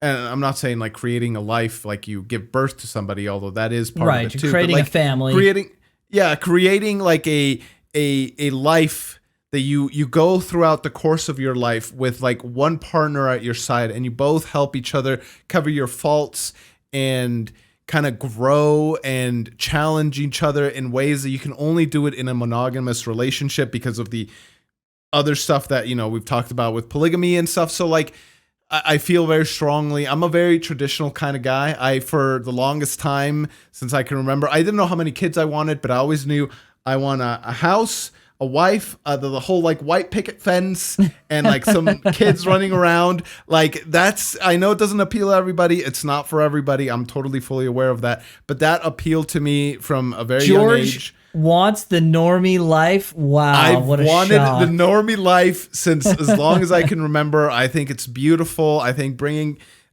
children into the world is like a beautiful thing. Again, you know, it's not for everybody. Children are frickin', if I'd known how expensive they were, maybe in my younger years, I would have thought twice. And it's a struggle, you know, but it's like, it's the most rewarding struggle, Right. You know, being with someone and creating a family and all that stuff. So like, I guess But what those if you are could all have kind of two spiritual reasons. wives, George? Like, You that's got the thing. I just don't, I don't know. Like, I feel like there's only so much of you to go around. Right. And you could get to, the end goal is to achieve, you know, an S-tier marriage, I guess. Sure. And if you have to like divide yourself Sure. across multiple ways, I just feel like you can't. I just don't think that that's like a realistic I'm gonna play thing. devil's And so advocate. you can create multiple B tiers, right? And that's Sure. great. You'd be happy, but it won't be like a single S tier, right? Okay. So I don't necessarily disagree, but I'm gonna play devil's advocate. sure. How do you square that mentality that you've just laid out and have multiple children? Because I feel like the relationship between a parent and a child is significantly different than the spouse relationship. Okay. Yeah, that's good. And I feel like, response. the, I feel like the parent-child relationship is tailor-made to allow for multiple. Yes. Yeah. Interesting. Yeah. And not to yeah. say that if you only have one kid, like, you know, you need more. I'm just saying that Sure. the way that like you, It's set up to accommodate There's more, different- is what you're saying. Yeah. yes, exactly. Yeah. Yes. Yeah. Yep. Yep. Exactly. I totally agree. Yeah, I think there's like lots of different layers of like perspectives to have on this. Like one is like a personal one that we have described, that we believe that Rudy should be doing this monogamously, and that this is the wrong choice. From a story perspective, I'm just like, what's the point of this exactly? It just seems like fan servicey. From like a entertainment perspective, it doesn't bother me that much. Especially because the show has already, like, and everyone's going to be shocked that I say that, because, like, harem stuff doesn't bother Graham. At this point, the show has done enough. As long as, like, it's, like, not excessive and it's, like, all over the place, then it's like, okay, it is what it is. That's fine. From an entertainment perspective, listen, everyone knows, this isn't a secret, if the anime girls are cute and happy, then I'm fine. Like, everything is gravy, right? So generally that doesn't work out when it comes to the harem stuff for me, but you know what? It is what it is. I like both of these characters. I'm happy that they're happy, and I hope that they are going to be happy, but those are like the three layers of perspective I have on it, I think. So, yeah. Yeah, one additional layer I would add to that too is like, an author is like, you're only going to go to work because you're going to get paid. Right? You're only going to write a book because it's a story that you want to tell. And so, like, as much as like, maybe cringy is the wrong word, but like over heavy-handed, certain stories can be. When it's heavy-handed, it becomes cringe. That's essentially what I'm trying to say. As heavy-handed as like the self-insert or fantasy fulfillment or insert X in that spectrum, things that the author can do in their story, once it becomes too much, it becomes, like I said, cringe, and you stop enjoying the story. It's much harder, at least for me, to suspend my disbelief, etc., etc., etc. I also feel like, you know, at a certain point, you got to let the author like tell the story they want to tell. Sure. And a lot of times that includes some self-insertion, some fantasy fulfillment kind of deals. 100%. Yep. And so, like, when the story is rich enough to accommodate for that, then it, like, the blow is lesser for me. I still almost notice it almost every time. Is this the case here? You'd be hard pressed to convince me that there isn't some sort of fantasy fulfillment element. Now, is that like the major part, right? Is this like 5% and then like 95% is he's trying to address something deeper? Sure, I'm willing to concede that it's a minor point, but I just feel with stuff like this, it's, you know, there's always that, even if the authors don't want to admit it to themselves. I always feel like there's stuff like that. Sure. I totally could be wrong. I don't know the actual author. I think this is too on the nose for the author not to know if this is fantasy fulfillment or not. I'm going to be real. This is the second time that this has happened in this story. And if I had a nickel for every time it happened, I've had 2 nickels. And that'd be freaking weird that it coincidentally happened twice in this story. So I think it's pretty obvious what this is. And yes, at this point, the author has earned their own self-indulgence, and I won't criticize them too harshly for it from a author's perspective. So if he wants to have it work out somehow that Roxy and Sylphie are going to be happy with this, and it just works out magically because it does, you know what? All right.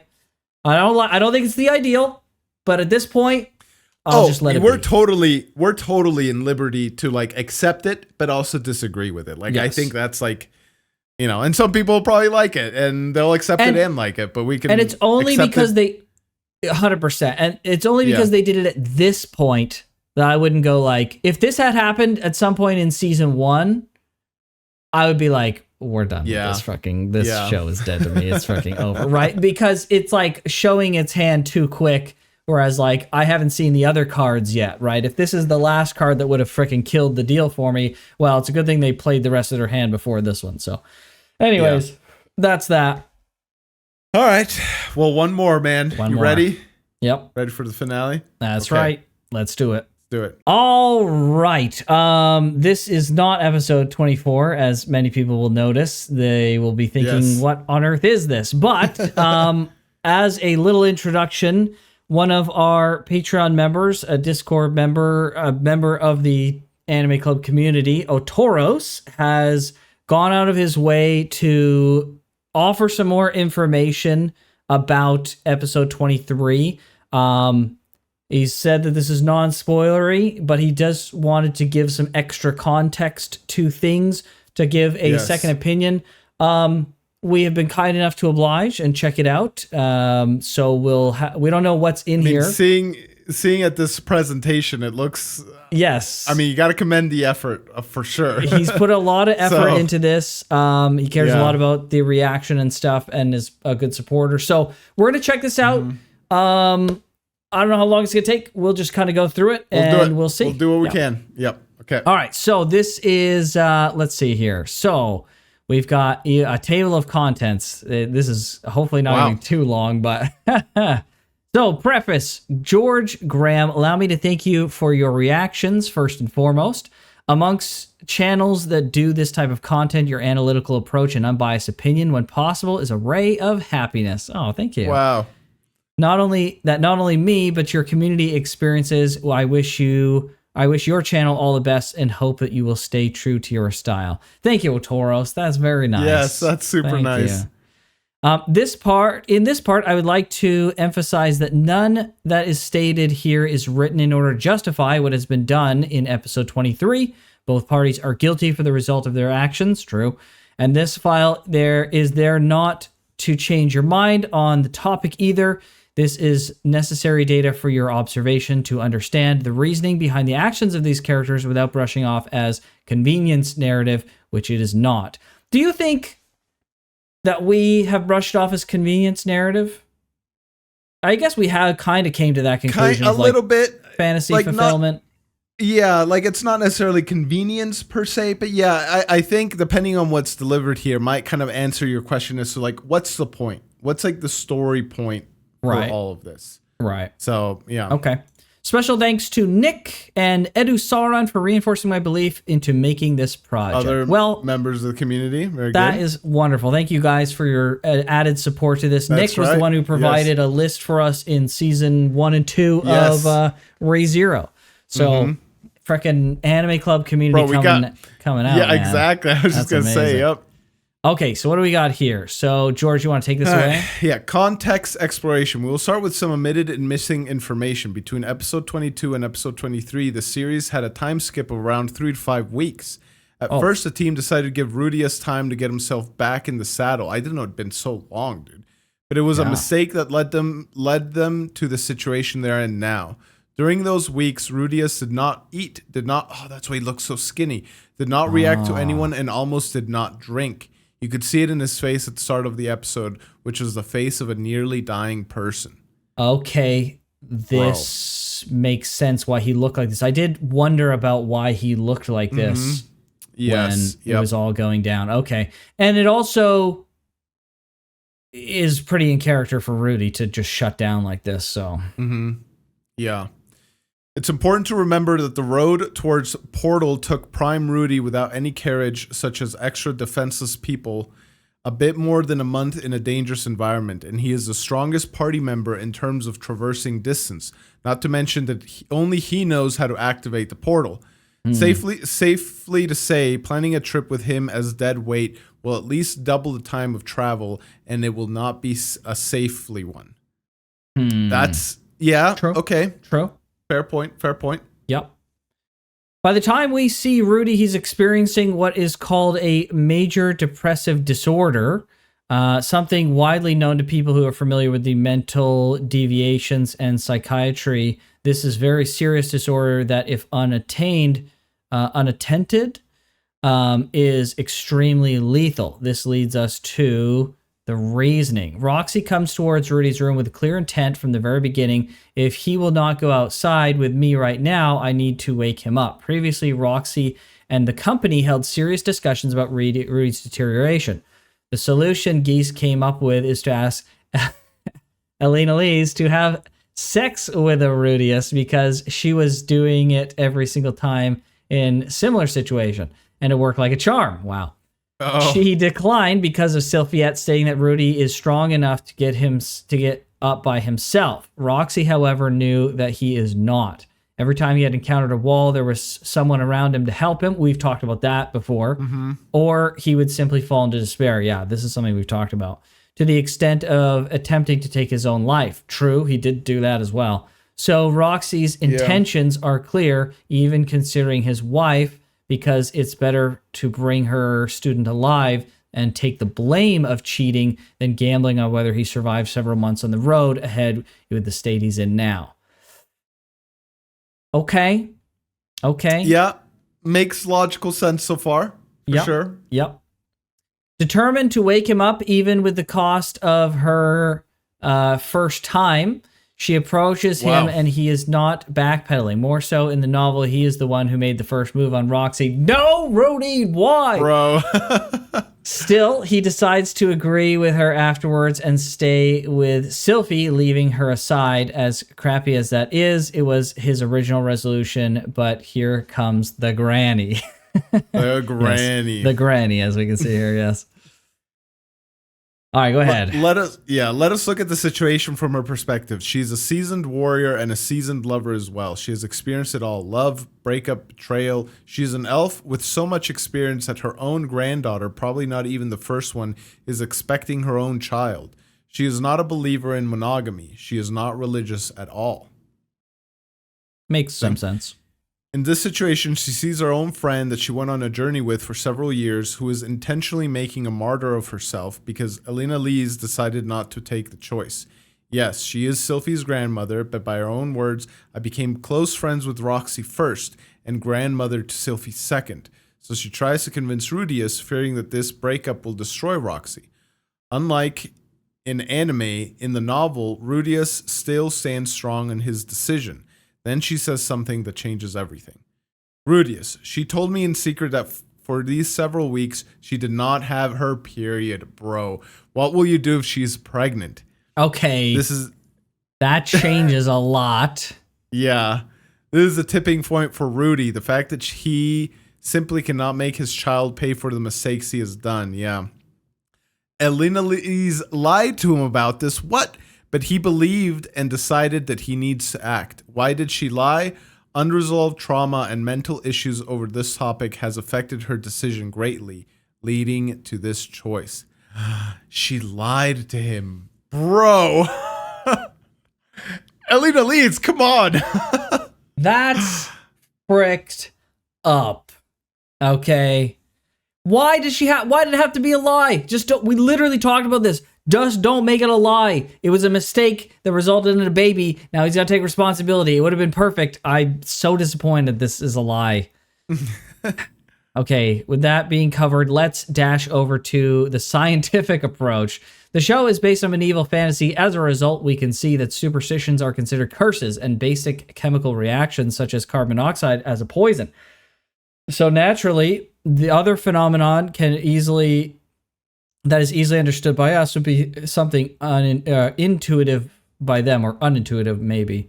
What is MMD and why is it so important? It's a kind of prolonged depression when your organism simply forgets how to even develop neuromediators, neuromediators responsible for happiness, such as dopamine, serotonin, and oxytocin.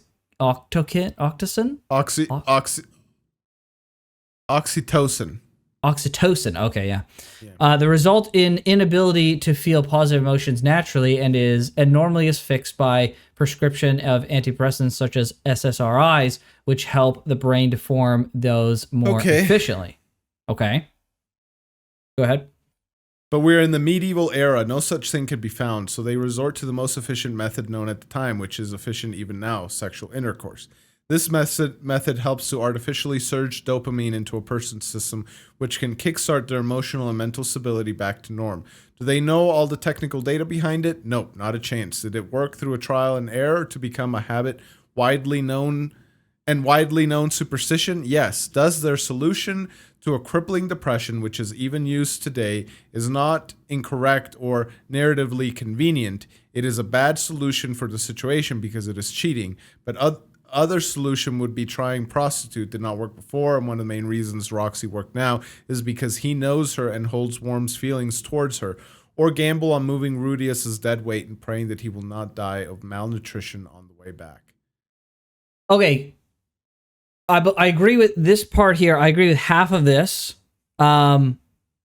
Their solution was to have Roxy sleep with him. Okay, this all it wasn't like their decision. Her decision really was this. Yes. She made the move. I understand that. I think it was potentially a mistake. I understand where they're coming from a scientific perspective. This was a morally incorrect move to make, however, though I guess given the science, if you want to say this is the exact scenario where this needed to happen, you could maybe make an argument that it was the morally right thing to do to save his life. Yeah, it's a gray area, but let's just leave it as is. Sure. That being said, I don't think this part is correct. It did not work before, and it worked because Rudy knows Roxy. I don't think that's the case.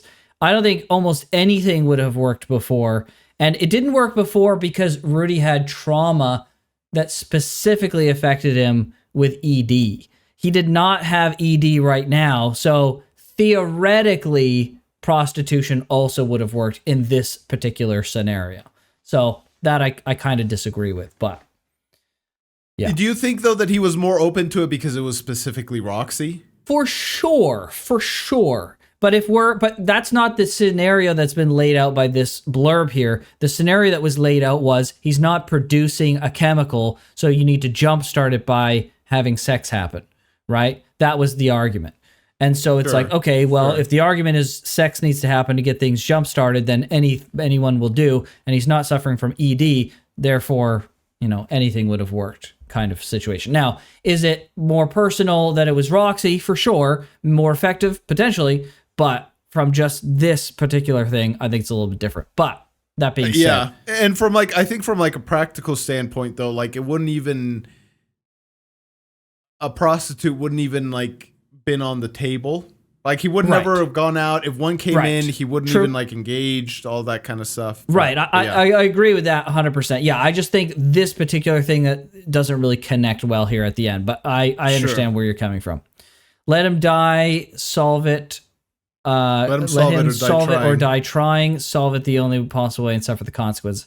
Yeah, I mean, I don't envy frickin' Roxy's scenario here, and it's the better of two bad choices, maybe, is kind of how they're looking at it, right? Sure, yeah. But that being said, I mean, yeah, I guess the argument is he would have died before he got home, I suppose. But yes. Yeah. Yeah, I don't know if he's not eating, right? If he frickin', All right, go ahead. Conclusion: the situation the author created was bad. It had some convenient plot development to end in the realm of polyamorous relationships. This is correct, but it did not sacrifice plot in order to do so. The plot was borderline uncanny realistic. Many psychologists encounter similar cases during their work. Some can say this is all Rudy wanted, his dirtiest fantasies coming true.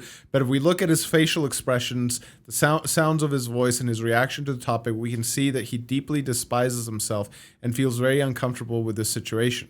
The show does not treat it as a realization of his fantasies. It has been very consistent with its ideas, and I encourage you to give this perverted baby an opportunity to prove its point yet again. A small joke to break the ice at the end. Rudy lives in the city named Sharia, of course, and of course he has to obey Sharia laws. Oh gosh. Oh boy. Okay. I don't necessarily agree with this last part here. Borderline uncanny realistic. Yeah, I don't necessarily agree with that. I understand like the parallels that are trying to be made here of like I don't associate having something be logically or physiologically consistent and being realistic, right? There's a difference. I agree that it's physiologically potentially consistent with a thing that is real, but that doesn't necessarily also mean that the scenario and how things played out are realistic, right? If from a social perspective, if that makes sense. Kind of. Right? It's like saying, I agree that the science that they're speaking about is logically consistent, is reality consistent, but that doesn't mean that the actions and the decisions and the outcomes of that people are making are realistic, right? Yeah, just because like it's like they're following science of how like some of these things work chemically, you know, psychologically, that doesn't mean that like it had to be this way, right? Like we have no idea how it could have turned out if like the author could have written it just the same of like, well, he's malnourished and he barely gets home and he's not able to fully recover until he sees his Sylphie, and it takes a while. But the moment of that really cures him is the birth of his child. That could have been the moment that like wakes him up to his sense of self and responsibility. It didn't have to be this way that like, oh, well, she had to sleep with him, and oh, well, there was no choice. It had to be this way, and you know, now it has to be that they're together and they're going to be together. I don't really buy it. I understand like the connection that's trying to be made here. I don't really buy it personally. Yeah, within the parameters that the author made, it's understandable that this is the path that was taken. But the author is in full control of said parameters, and they could have been made in any way whatsoever, so that the path the story took wasn't this. Right. So I get what you're saying. It feels like we worked backwards from Roxy and Sylphie being with Rudy, and then working back to come up with a scenario from that conclusion, rather than like going from a scenario where he's very depressed, they go home, and then he's able to be with Sylphie and eventually, you know, realizes and grows into his responsibility, I think. Yeah, because I mean, what a great opportunity it would have been for Sylphie to be the one to get him out of whatever funk he might have been in, right? Right. Or the birth of his child to be a very special moment where it's beautiful, and we're both excited for the new child, and the fact that Rudy is snapping himself out of it. In a way, yeah. That's what I think would have been a better solution. Again, I like Roxy. I want her to be happy, so it's not the worst case scenario. So it is what it is. All right, so because of malnutrition, Rudy was not able to make the long journey back. Again, we kind of talked about this. That was a decision that was made. Yeah. Someone had to help him get out of his depression. Alina Lees knew a method and shared it with the team, insisting that she will not do it. Roxy, however, decided she will and take the blame for herself. That's why when she came out, Alina Lees was like, Roxy, did you frickin' just... Yeah, feeling guilty. She lied to Rudeus about Proxy's pregnation. Right, because she was the one, that's why she lied. Kind of is why she lied, because she was the one who brought up this whole plan to begin with. And then she felt bad to Roxy because Roxy had done this. And then Roxy's now fucking devastated as to what she's done. And the fact that like she's now going to be alone. So she's like trying to help out Roxy by saying a lie that she's pregnant so that he'll marry her at all costs. Okay. Well, George? I mean, it just goes to, I don't want to keep repeating myself, but it just goes to, I find it so interesting. Like, why is Roxy feeling guilt if this is all okay? Right? Why is there guilt to be had? Even this is a story where, you know, unless you're a follower of Millis, True. it should be totally an fine. option. It should be an option Yeah, at least. Just totally an option. It shouldn't matter at all. But there's something in there. There's like an underlying understanding. And so that's why, you know, I feel like there's definitely some exploration of themes that the author's trying to do. But there's a small sliver in there that is a fantasy fulfillment / self-insert / whatever you want to call it. And that I'm not saying that in a way to detract from the story, because I like what I tried to explain. I feel like every author is allowed some amount of that. It's almost, it's not whether you're allowed it or not. It's more of a matter of degrees. And I feel like, you know, I disagree with the situation. I disagree with the scenario. I disagree with Rudy's choices. But like as a story, like fine, okay. Yeah. It's a story, you Yep. know. It is what it is. I've enjoyed the story enough as is. Yep. Yep. I and agree. We'll probably continue to do so. Yeah, I agree. We appreciate this write-up, though.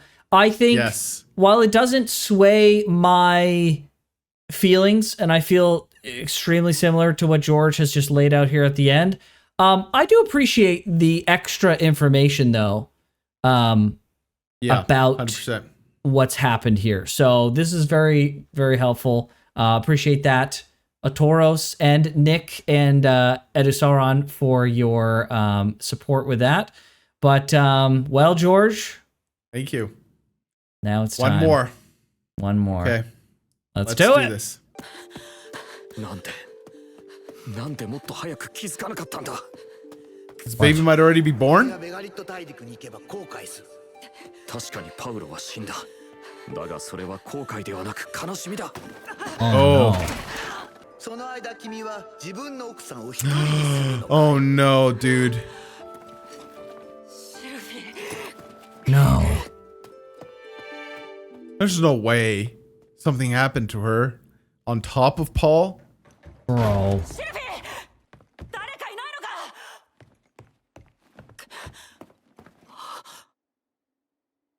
No way. It's No, abandoned? where is everyone? No. Oh. He's here. It's Aisha. Oh, it's Aisha.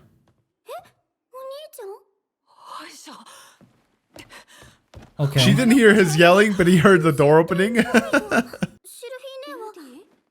Oh. Oh. Who's out? Grocery She just shopping? came home. Oh, Getting she's firewood. showing a little bit. Dang. Lost his freaking hand though, man. I really want him to get his freaking hand back. Oh, poor Norn, dude. I know. We're gonna have to break the news.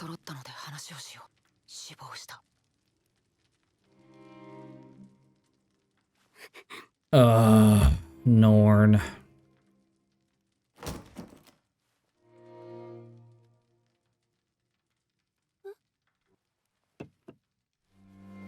Are those the ashes? Yeah.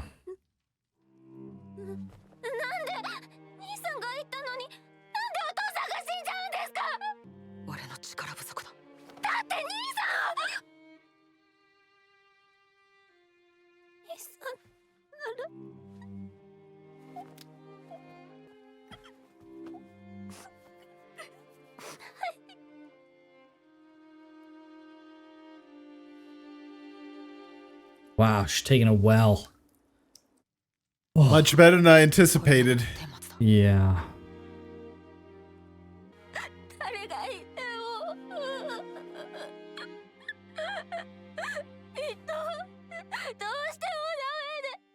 Oh.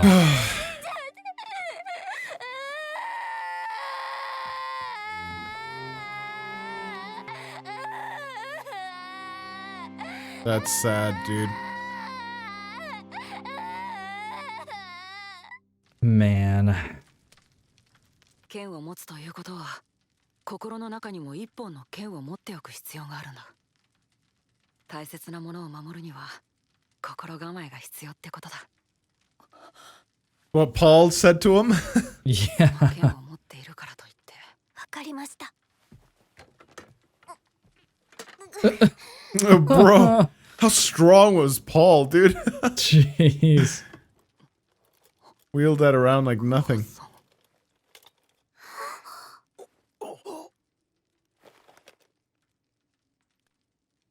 No way. She actually recover? Bro, she's so out of it. That's crazy. I still have hope, dude. Oh, for what? She comes That back? she'll recover? Yeah. わかった。僕も頑張るよ。 Sophie's looking so much more motherly. Yeah, right? はい。さて、私はクリフのところに行きますわ。エリナリーゼさん。なら、自分も責めたらダメですわよ。はい。 Good. Things happen, dude.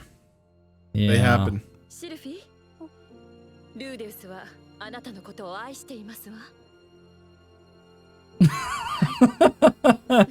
Oh, man. Oh boy. Here it comes. Oh, boy. シルフィー、大事な話がある。 Oh, boy. You know. She Yes. knows. 聞くよ。 What? The kids are gonna be here for this? Yeah, what?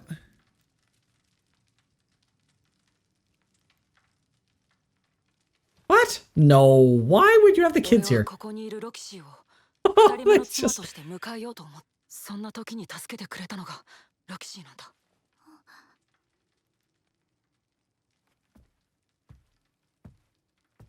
Better get down on your frickin' knees, I was gonna say. シルフィー、許してほしい。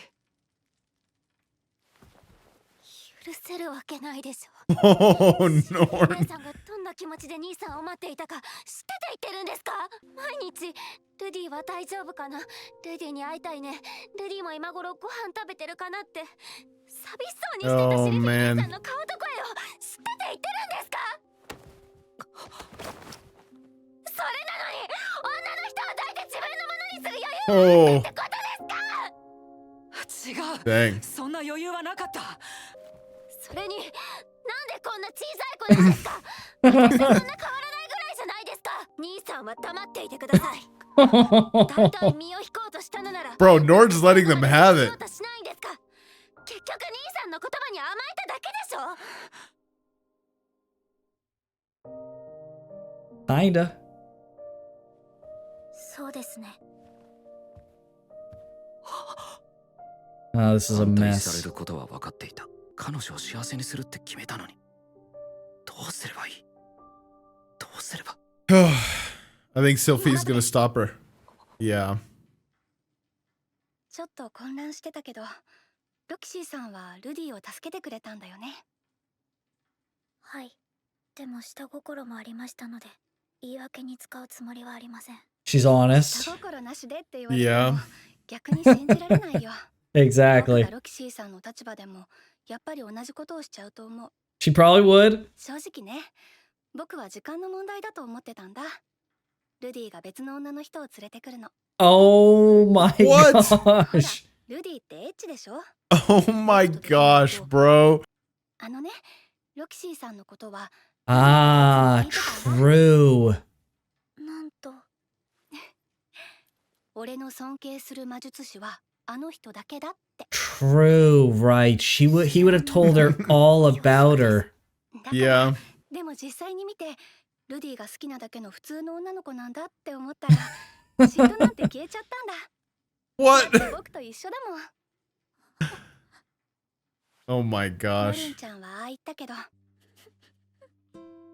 一緒にルディを支えていこう。 Uh-huh. あり Uh-huh. がとうございます。 Again, if I guess we have to play under the assumption that Rudy believes she's pregnant. I really wish the show would have just made her pregnant, to be honest.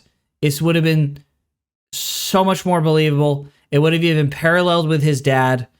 Like, I'm kind of like disappointed that this could have been played off really, really well and effectively by being like, this is why, like we would be full circle with Zenith. Like, she had to accept the scenario because she's pregnant. She's got a baby from Rudy coming. So that's why she's what I would describe as extraordinarily extra, and I mean that in the extraordinarily kind of accepting of the events, because she has to be. There's no other alternative. There's almost no other alternative. But the fact that it's just like, he's just like, we had sex and now she's got to become a wife just because I don't want her to be sad. It doesn't make the situation with Sylphie accepting this believable at all. Like, at all. I'm sorry. It just doesn't. And now I understand, like, the cut content is that, like, Rudy believes that, but, like, in the way that the adaptation is working right now, there's no mention of that whatsoever. So it just, that's like a big, that's the bridge for me. The belief that she's pregnant. Yeah. It has to be there, or else this whole thing falls apart for me. It shatters my suspension of disbelief. I don't believe that Sylphie would act like this whatsoever. I think that she would be forgiving. That, like, everything up to the point that she accepts her as another wife, right? She's like, I knew that he'd probably freaking sleep with someone. It was only a matter of time. Listen, okay, you know, that's not out of the realm of possibility. He's a gray rat, all right? We know how Rudy is and how the family is. Fine. She's already mentally apparatused to accept that, and I can accept that that's the case. But she's not, like, it doesn't make sense for her to just be like, all right, another wife, here we go. Like, that doesn't make any sense to me whatsoever. So, yeah, like, the thing for me, and again, I'm going to sound like a broken record at this point now because I've said it multiple times, but the fact that, like, guilt towards something like this is a default position in a world where almost anything is possible, a world of fantasy where the rules can be whatever the author wants them to be. Right. Like, makes me wish that, like, Sylphie had, I don't know if self-respect is even the correct term. Right, because what you're saying is that because Roxy feels a default of shame, Sylphie feels a default of rejection to this whole concept. Yes. Yeah. Right? Or she should, at least. She should, yeah. But instead it's more so like a immediate exception. All right, let's support Rudy together. And it's like, yeah. Oh, and even if she said that, let's support Rudy together, maybe she's just such a wonderful person that she's forgiving, right? Like, and she's like, all right, you failed me. It's time to, you know, rebuild our marriage in a sense, or like fix it. Right. And part of the rebuilding could include Roxy as like an additional support person for Rudy, but that doesn't necessarily equate wife, right? Exactly. So 100%. Yeah. 100%. This is listen, it is fantasy fulfillment. I'm sorry. I'm just gonna say what it is. I just disagree. I understand that there's like here, there, whatever, but without the bridge, without these like bridge points, which George is talking about is very poignant, and the lack of like reasoning, the strong, compelling reasoning for this just comes off as pure fantasy fulfillment. And it is what it is. It's not going to ruin my opinion of the show, but that's how it is. That's what I think. Yeah. So. Yeah.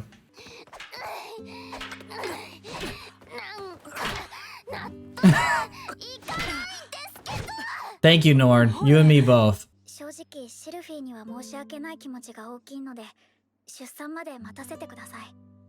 正式な妻になるのはその後で。そっか。ロキシーがそう言うなら、分かった。 Yeah. 赤ちゃん Well, 楽しみですね。早く会いたいな。 Yeah, again, I don't want to keep reiterating the same point, but like, why is she feeling guilty? Yes. Like, 100%. And then if she's like guilty and feeling guilty, and then she's like, well, that's okay, we'll just wait. It's like, wait for what exactly? Like, Yeah. you're gonna wait? Okay, so you might as well just like not do this at all. Like, there's no rush, there's no immediacy, there's no import to it. The show's not even alluding to the fact that she could be preggo. It's just like, oh, okay, well, by that time when the baby's born, like, maybe you can fucking move on to like a life outside of this. Like, why? Yeah, it just, there's no compelling scenario that ties this together. It just all kind of falls. It's just all, it comes off really weird, right? It comes off as a fantasy fulfillment because there's no glue that holds it together. It comes off as convenience. yeah. Oh! Oh, just now. 生まれました。 I want to see the ears. 髪 Her 緑。 The hair. hair isn't green. Oh man, that's ル crazy. ディの子だよ。 Dang, what a wonderful moment, dude. この子がシルフィーが Look at the ears. Yeah, it's a Oh. little bit elfish. Dang, bro. Wow. Beautiful. This is grave. Okay. Yeah. パウロ父さん久しぶり。あの時俺を生かしてくれたから俺は今子供を抱くことができるんだ。 Dang, dude. 父 Dang. さんがいなかったら俺は Wow. Bro, it's hard. けど今はもうパウロ・グレイラットの息子のつもりだから Wow. 俺ようやく分かったよ。自分がまだまだ子供だったって。前世の記憶で大人ぶってただけのガキだって。 Oh, bro, freaking Rudy. すぐに大人にならなくちゃとは思うけど。 Wow. 父さんがそうしてくれたみたいに父さんが残してくれたものを守るよ。今度はみんなを連れて。 Wow, dude. Oh.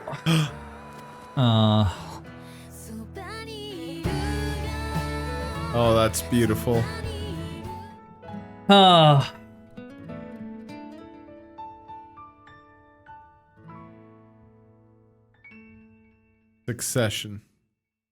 Succession. Thank you for watching. Well, there you have it, George. Wow. Mushoku Tensei. Season Ended on a beautiful note. 2. It Ended did. on a beautiful note. It did.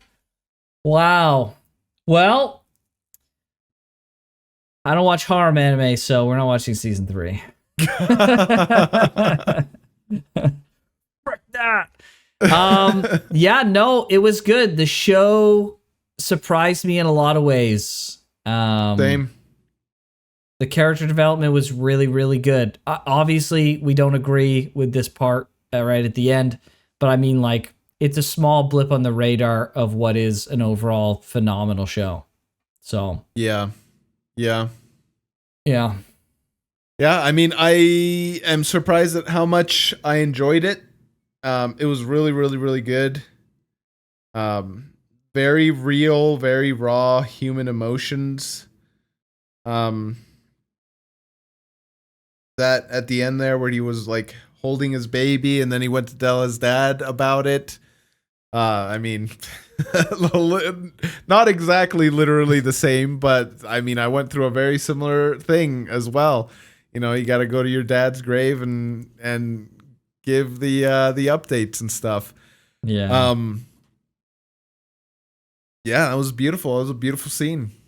It is. Almost made me It is tear up. a beautiful scene. That's it's sad. It's sad. It's sad and beautiful because, like, you know, it's just, that's life. It's just how it goes, I guess. And I used to find it so cringy every single time people would say, "Oh, you won't understand unless you have kids. You don't understand." I'd be like, "Shut up. Like, that's such a stupid thing. Why do people even say that?" And to my shame, I have to say that now I agree. Like, there's just some things you don't, like, you can conceptualize and you can empathize and you can get most of the way there. But there's, like, you know, some things that you just don't understand until you go through them yourself. Right.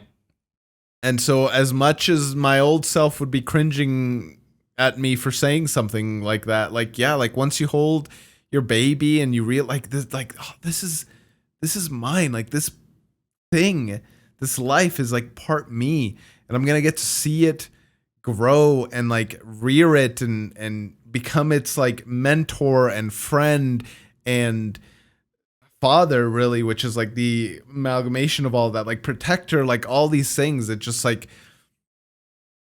fills your heart, you know, to no end. And yeah, it's just beautiful. And this show, like, bro, this show of all shows, it has so many like twists and turns, and it just does everything, bro. It just does it all. Yeah.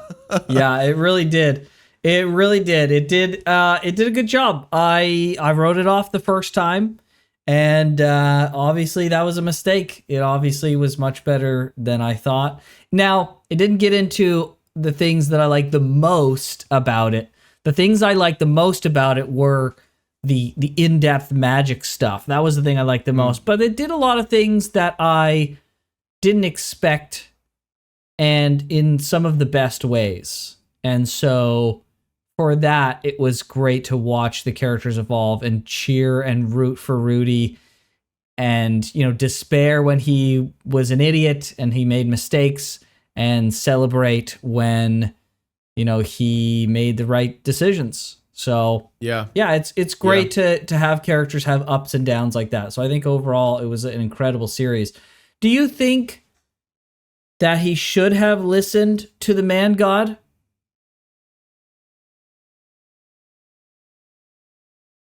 In hindsight, yeah. Like, Paul died for right now nothing. Now, could there be a future in which the Zenith gets healed? Yes. So I still have hope that she'll get healed. Yes, as well. But the timeline wouldn't, like Paul's death mattered. wasn't a requisite. Yes, exactly. Yes, and it's because the reason for the expediency of him going to help soon was because they weren't sure how long she was going to last. But the fact she was encased and she was basically preserved means he could have gone any time. And the man god knew that, right? The man god knew this was going to happen and in the way that it would. And that's why he gave him advice not to go. Because it's like, listen, bro, you don't understand. But like, it doesn't matter if you go now or later. Right? And like, well, it does matter, but you know. One thing they didn't address, actually, now that I think about it, he didn't feel regret going. He hasn't felt regret going. Will he feel regret at all then? Like, was the man god wrong? Because he explicitly said that wasn't regret. That was sadness. That was grief. But it wasn't regret. Is the regret coming? Or was the man god... I think it's too late. That he was wrong. I think it's too late for him to regret at this point. Like, I think, especially in the last monologue there, and he said, like, I'm a failure of a son and I've made mistakes and I'll make more mistakes, basically, right? Like, I don't think at this point he'll be able to regret anything else related to this, right? He'll just have to accept that that's a mistake that's been made, and he has to move forward. So then the man god was technically wrong. He didn't regret going. I guess. Obviously, it probably, like, again, I still stand by the fact that given what we know now, he probably should have waited.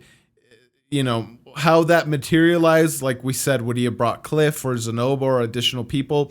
Like, it's impossible to say, but that possibility exists in delaying. Obviously, he didn't, and so reality is what it is now in the show. Yeah. But if he didn't regret, that implies that the man god was incorrect. I suppose, maybe, yeah.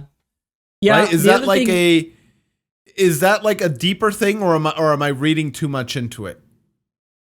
No, I don't know. It's hard to say, like, because he didn't regret, yeah, so that means he was wrong, but, you know. So does that mean everything was set up as like a false flag operation? I don't know. Right? I don't know. Was he supposed to go and have bad things happen? But eventually, you know, it works out in a negative way, but in other positive ways as well? I don't know. I don't know what the frick is going on with motherfucking Man God and his freaking wiggly motherfucking butt. Yeah. So, I don't know what to say about that. Yeah. Okay. Well, how would you rank this one, George? Yeah, I was gonna say, how would you rank the season overall? I feel like the season was good. Yeah. I think this is better. Season 2 is better than season 1. But I liked both of them a lot. It's really close because I liked them for really different close. reasons. It's really close. The journey with Rudyard was great. Yeah, that was really good. Yeah, I don't know. I don't know which one I like the most between season 1 and 2. Yeah. Like, I like them both for different reasons. It's almost maybe even hard to say you like one over the other because they're both very different seasons that focus on very different things. Mm-hmm. So yeah, they're both really good.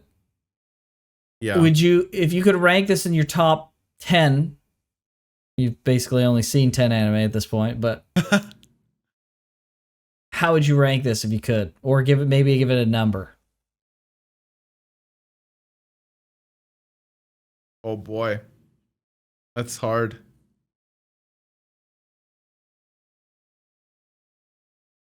I'd have to think about that some more. Like, I find myself, as I'm thinking right now, like, I keep going back and forth between different things.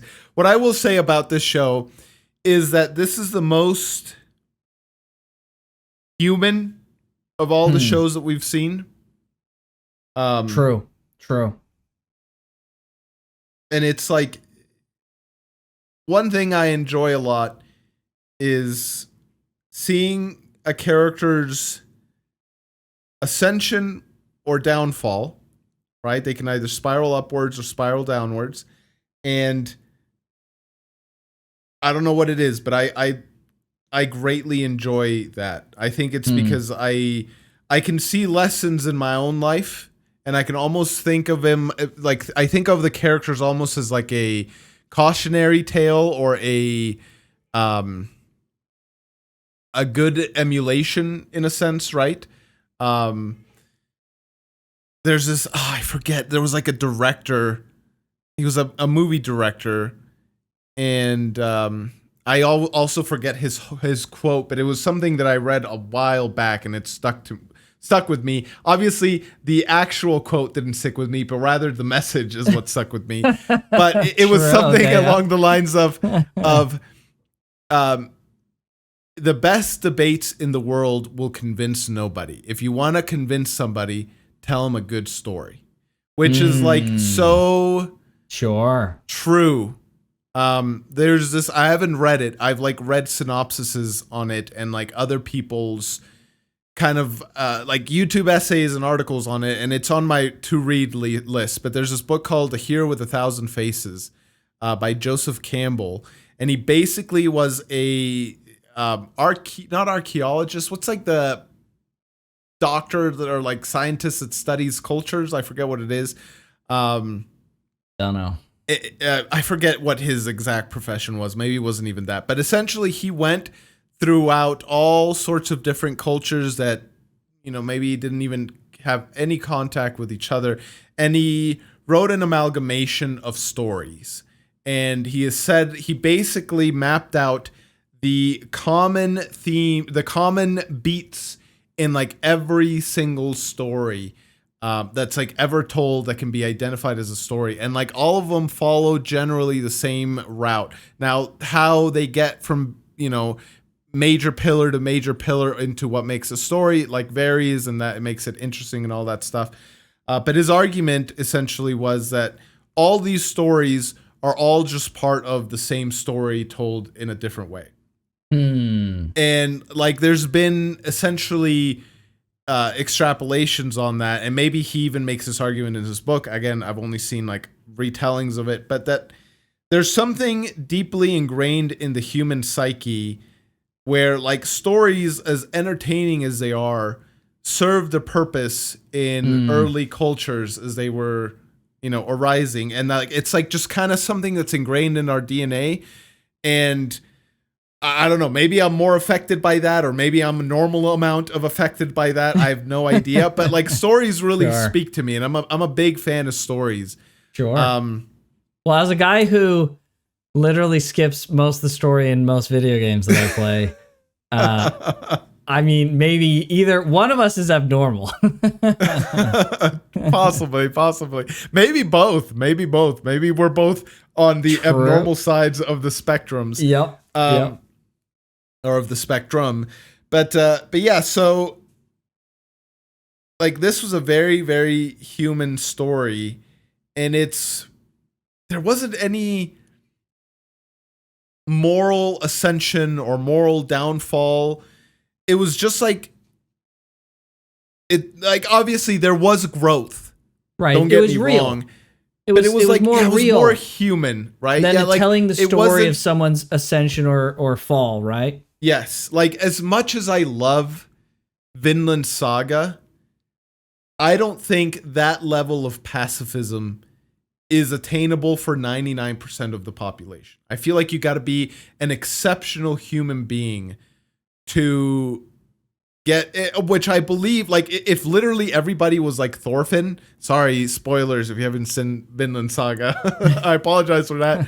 You can skip ahead like 10 seconds. But if everybody was like Thorfinn, like the world would be a fantastic place. Because you're right.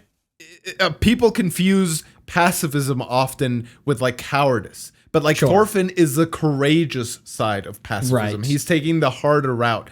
But I don't think that's attainable for most people. Whereas like Rudy's goal of taking life seriously is attainable by almost everybody. Like you'd have to have something psychologically seriously wrong with you to not even do that. And I feel like it's such a easily skipped and overlooked aspect of life, right? Like one thing that really gets to me is when you'll see those like Instagram or YouTube shorts or whatever, where they're like, it's the grains of rice, and they're like, this is a week. And then they like, and it's 1 grain of rice. And then they put like 500 grains of rice or whatever. It looks like tiny in their hand. And they're like, and this is how many weeks the average human has lived in their life. And they're like, if you're 20 years old, you have this many grains of rice left. If you're like 30, they like take it away, and just like visualizing like that. Like, I don't know what it is, but it freaking hits me. I'm like,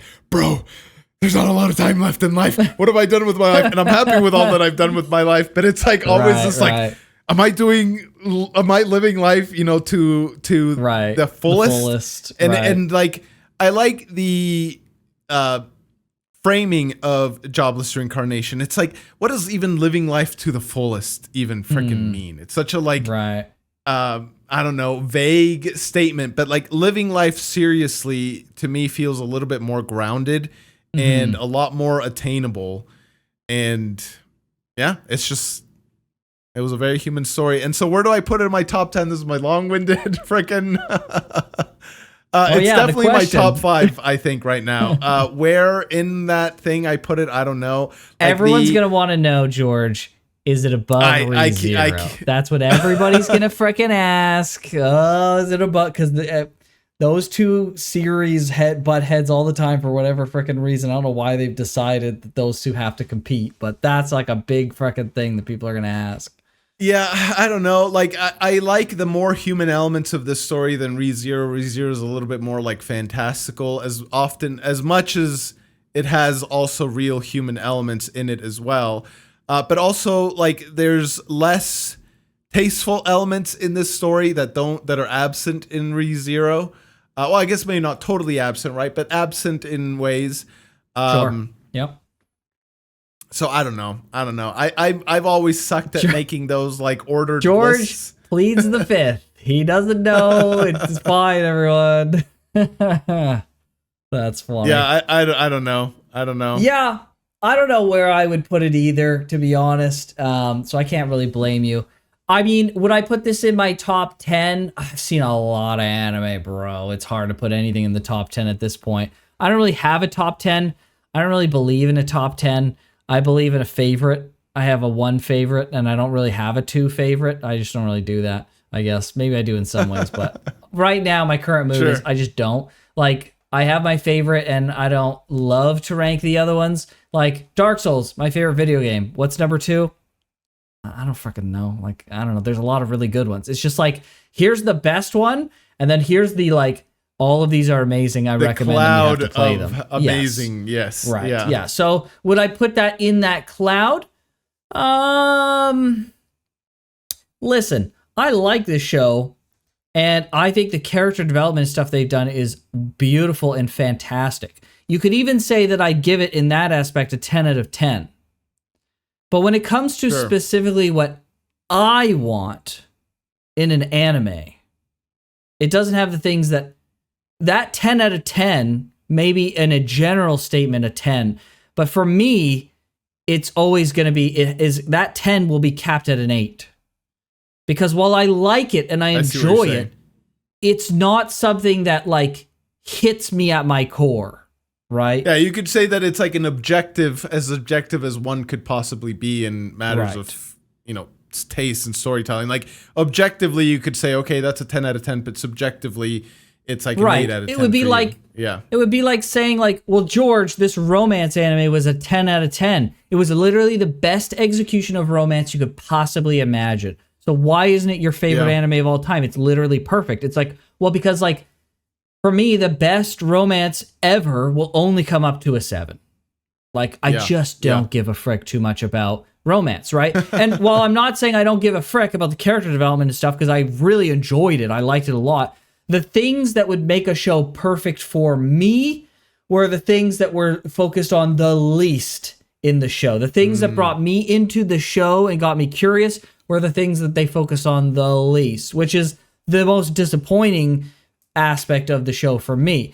Now, something like that I think is an objectively inferior show, Grimgar, I can't remember the full title, but if you search Grimgar anime, it'll come up. Grimgar, for me, is an anime I like more because it's more focused on groundedness, yes, but it's focused on, like, the adventure and the doing of the adventuring. That's the primary focus. It has, like, it's almost like it's swapped, right? The adventure is the primary thing. The magic is there. The more fighting. plot driven. Yeah, it's much more focused on that. And there's also character drama, but it's in the backseat, kind of like how the magic in Mushoku Tensei was in the backseat. Now, magic was there, and it was very prevalent, yes, and it was important, but the character growth and the character's story is much more important than anything else, right? And so, for me, it's a beautiful anime. I absolutely really enjoyed it. But could I put it in my, like, top cloud of, like, ultra recommends you have, like, I tell someone you have to watch this, it's the best? No, because it just doesn't hit me at my core, right? That doesn't mean it's not it couldn't be a 10 out of 10 anime, right? So, like, I recommend everyone go watch freaking Grimgar. It's amazing. But you may watch it and go, okay, well, like, that was good, but, like, really? That's really? My reaction when we watched Grimgar. I was like, all right, that was fine. Fine enough anime. For me, it was just like, right? it just spoke to me. I was like, yes, this is everything I want in an anime. It's just like everything. Like, it was the grounded adventuring that I needed to, like, I don't know what it is. If it was like a self-insert world, or if it was just something that, like, felt so real, or it was very immersive, or I don't know what it was. But for me, that's the kind of story that really soaked me in. That's one of the reasons I really like Frieren. Frieren is just like everything that I want in an anime. It's like frickin', it's right there. It's like literally everything I could want. It's all there. It's just all great. So, yep. Yeah, like for me, I've said this before in many other reactions. I don't know if I've said it in here, so that's why I'm repeating it. But I'm 100% a character-driven story kind of guy. The backdrop can be literally whatever. Like the old man in the sea, dude, he's like in his freaking dinghy being pulled by a fish for like half the book. And like there's like literally nothing that happens like world building wise. Like the dude's so poor, he can't let go of this fish because he's like he needs it and all that stuff. But his struggle, like his refusal to give up, is the compelling part. Is the compelling part. But but literally, like as a backdrop, you'd probably hate it because he's literally on the ocean. I can just imagine we're watching this show that's like that, and it's literally just him in this boat for like the whole time, and you're just like so compelled by his like inner struggle and his character development. And I'm sitting there, I'm like, yes, it's great and all, but like, man, could something freaking happen, please? I need something to happen. Can we have at least one other boat show up, please? Something, anything, I'm begging you. Yeah. That's 100%. Yeah, and it's good because we can appreciate the opposite ends of that, but we are on the different sides of appreciation for what we value. So, but it makes for a good discussion. Yeah. So, true. We got that going for us. Yeah. All right. Well, let's get to some comments and close out this season, shall we? Perfect. Let's do it. All right. I got a comment from Edu Sauron. I actually did not pick this comment before knowing that you had worked on this freaking thing. So, there's that. This comment is from your member on YouTube. We really appreciate that. I say this, a middle-aged 49-year-old literature professor with a PhD in literary discourse. I'm butchering this sentence already. I'm sure you're very happy with this. I'm Brazilian, though. Sorry for my English. That's okay. I don't know English very well either, actually.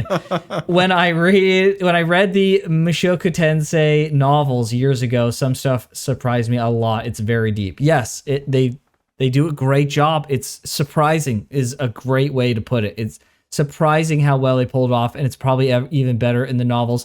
I think I will actually go and read the novels, or at least listen to the audiobooks. I genuinely think I'll do that. I might as well. I think I want to wait for the sake of the channel. I want to go into things blind.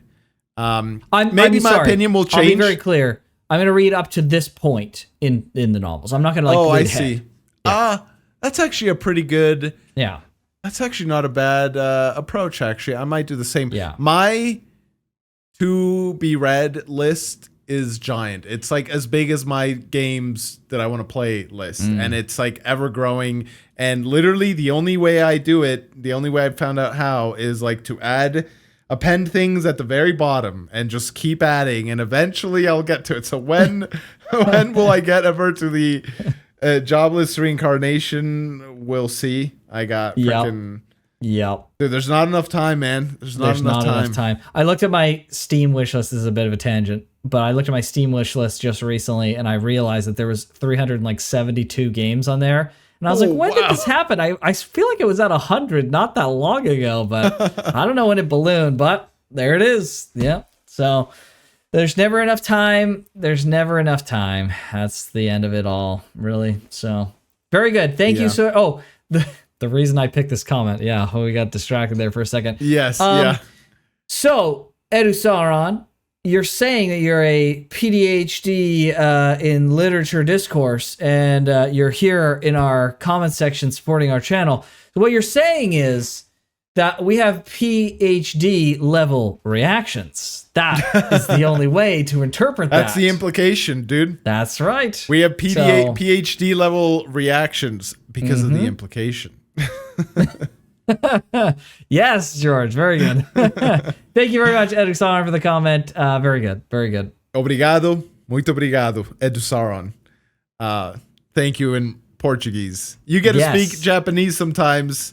That's true. I'll speak a little bit of Portuguese sometimes. Now I know what it's like when you randomly speak another language. I will make sure that I also make sure to explain what the frick I'm saying. That's very strange. I mean, I just said thank you. That wasn't really me speaking, but we don't have time. We got to keep going. It's late for me. Yep. Go ahead, George. Well, I also happen to pick a comment by Ortoros. We're featuring the same people here multiple times in this reaction. It's not favoritism, I swear. Yes.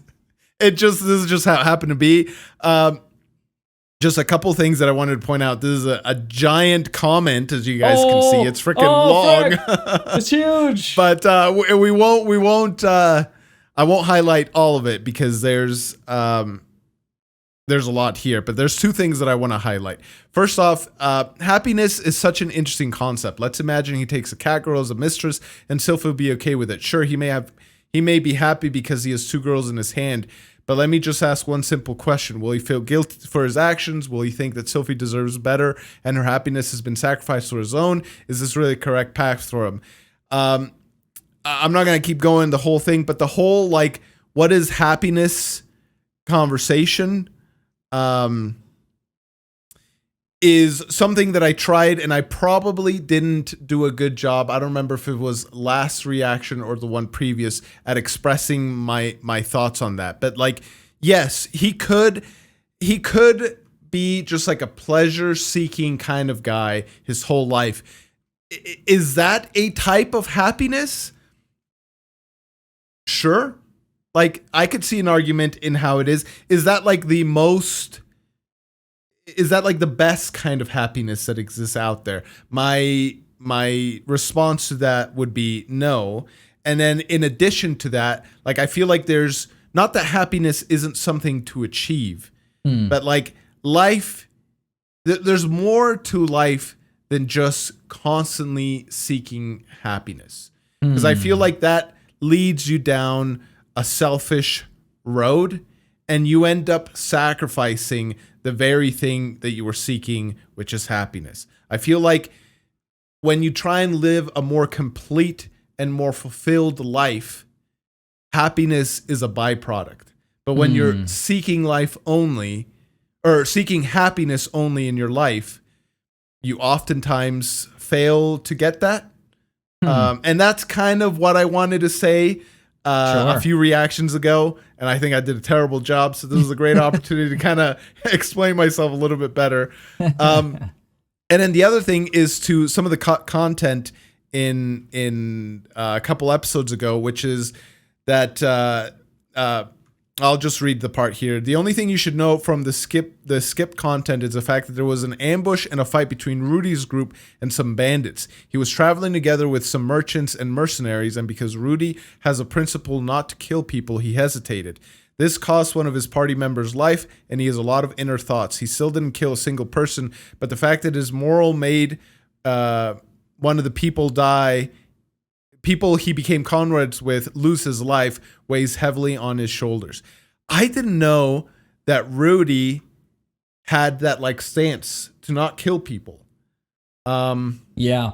We've kind of seen it a little, but it hasn't been expressly stated. Yeah, it hasn't been explicit, exactly. And so it's very interesting that, like, I don't know. Again, I don't want to compare this to ReZero, babe. Like, we literally just talked about that they compare each other a lot.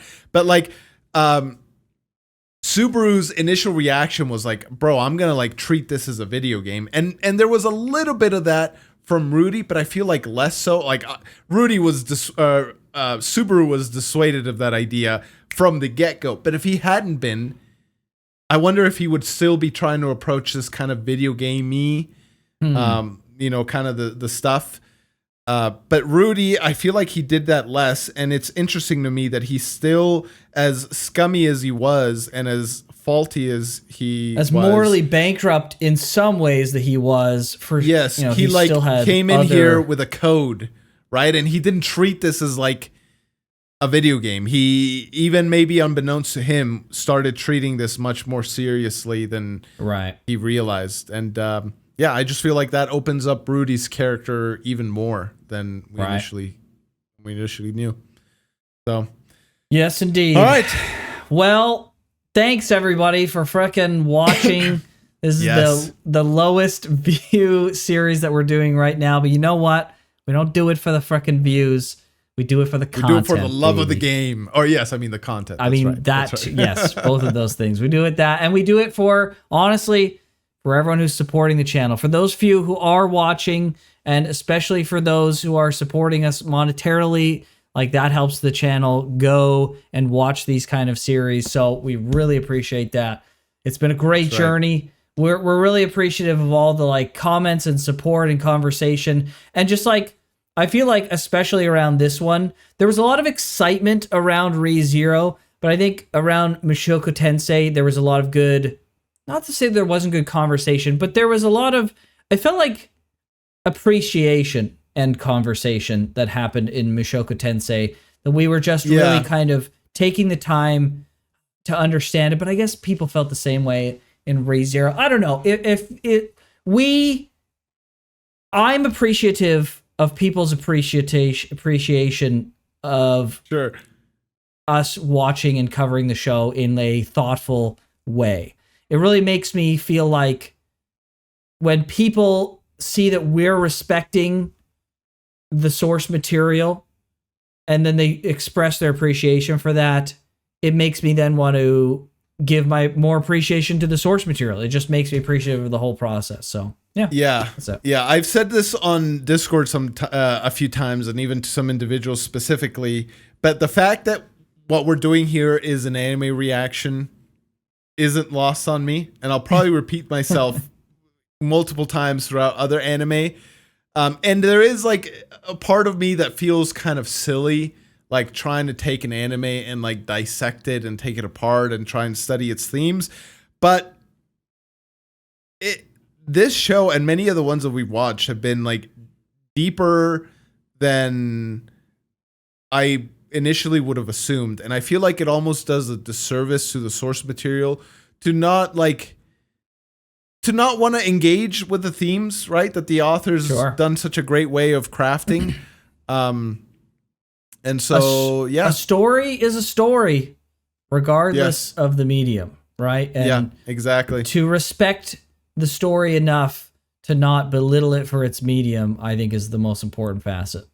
Yes. Yep. Exactly. So, all right. Well, thank you guys so much for watching. We hope you stick around for the channel, but if you were here only for Jobless, thank you for your support nonetheless. Season 3 is on the way. We hope you come back to check it out. We got other stuff that, you can check out if you want to see the next series 2 weeks ahead of time, the one that's replacing the Thursday slot here. You can always check out the Patreon or the channel membership. You can check out all the playlists for all the other stuff that we reacted to. If Jobless, you were here only for Jobless, maybe there's something else there that'll catch your fancy. But if not, I guess this is goodbye for now, and we'll see you back for Season 3. See you, everybody.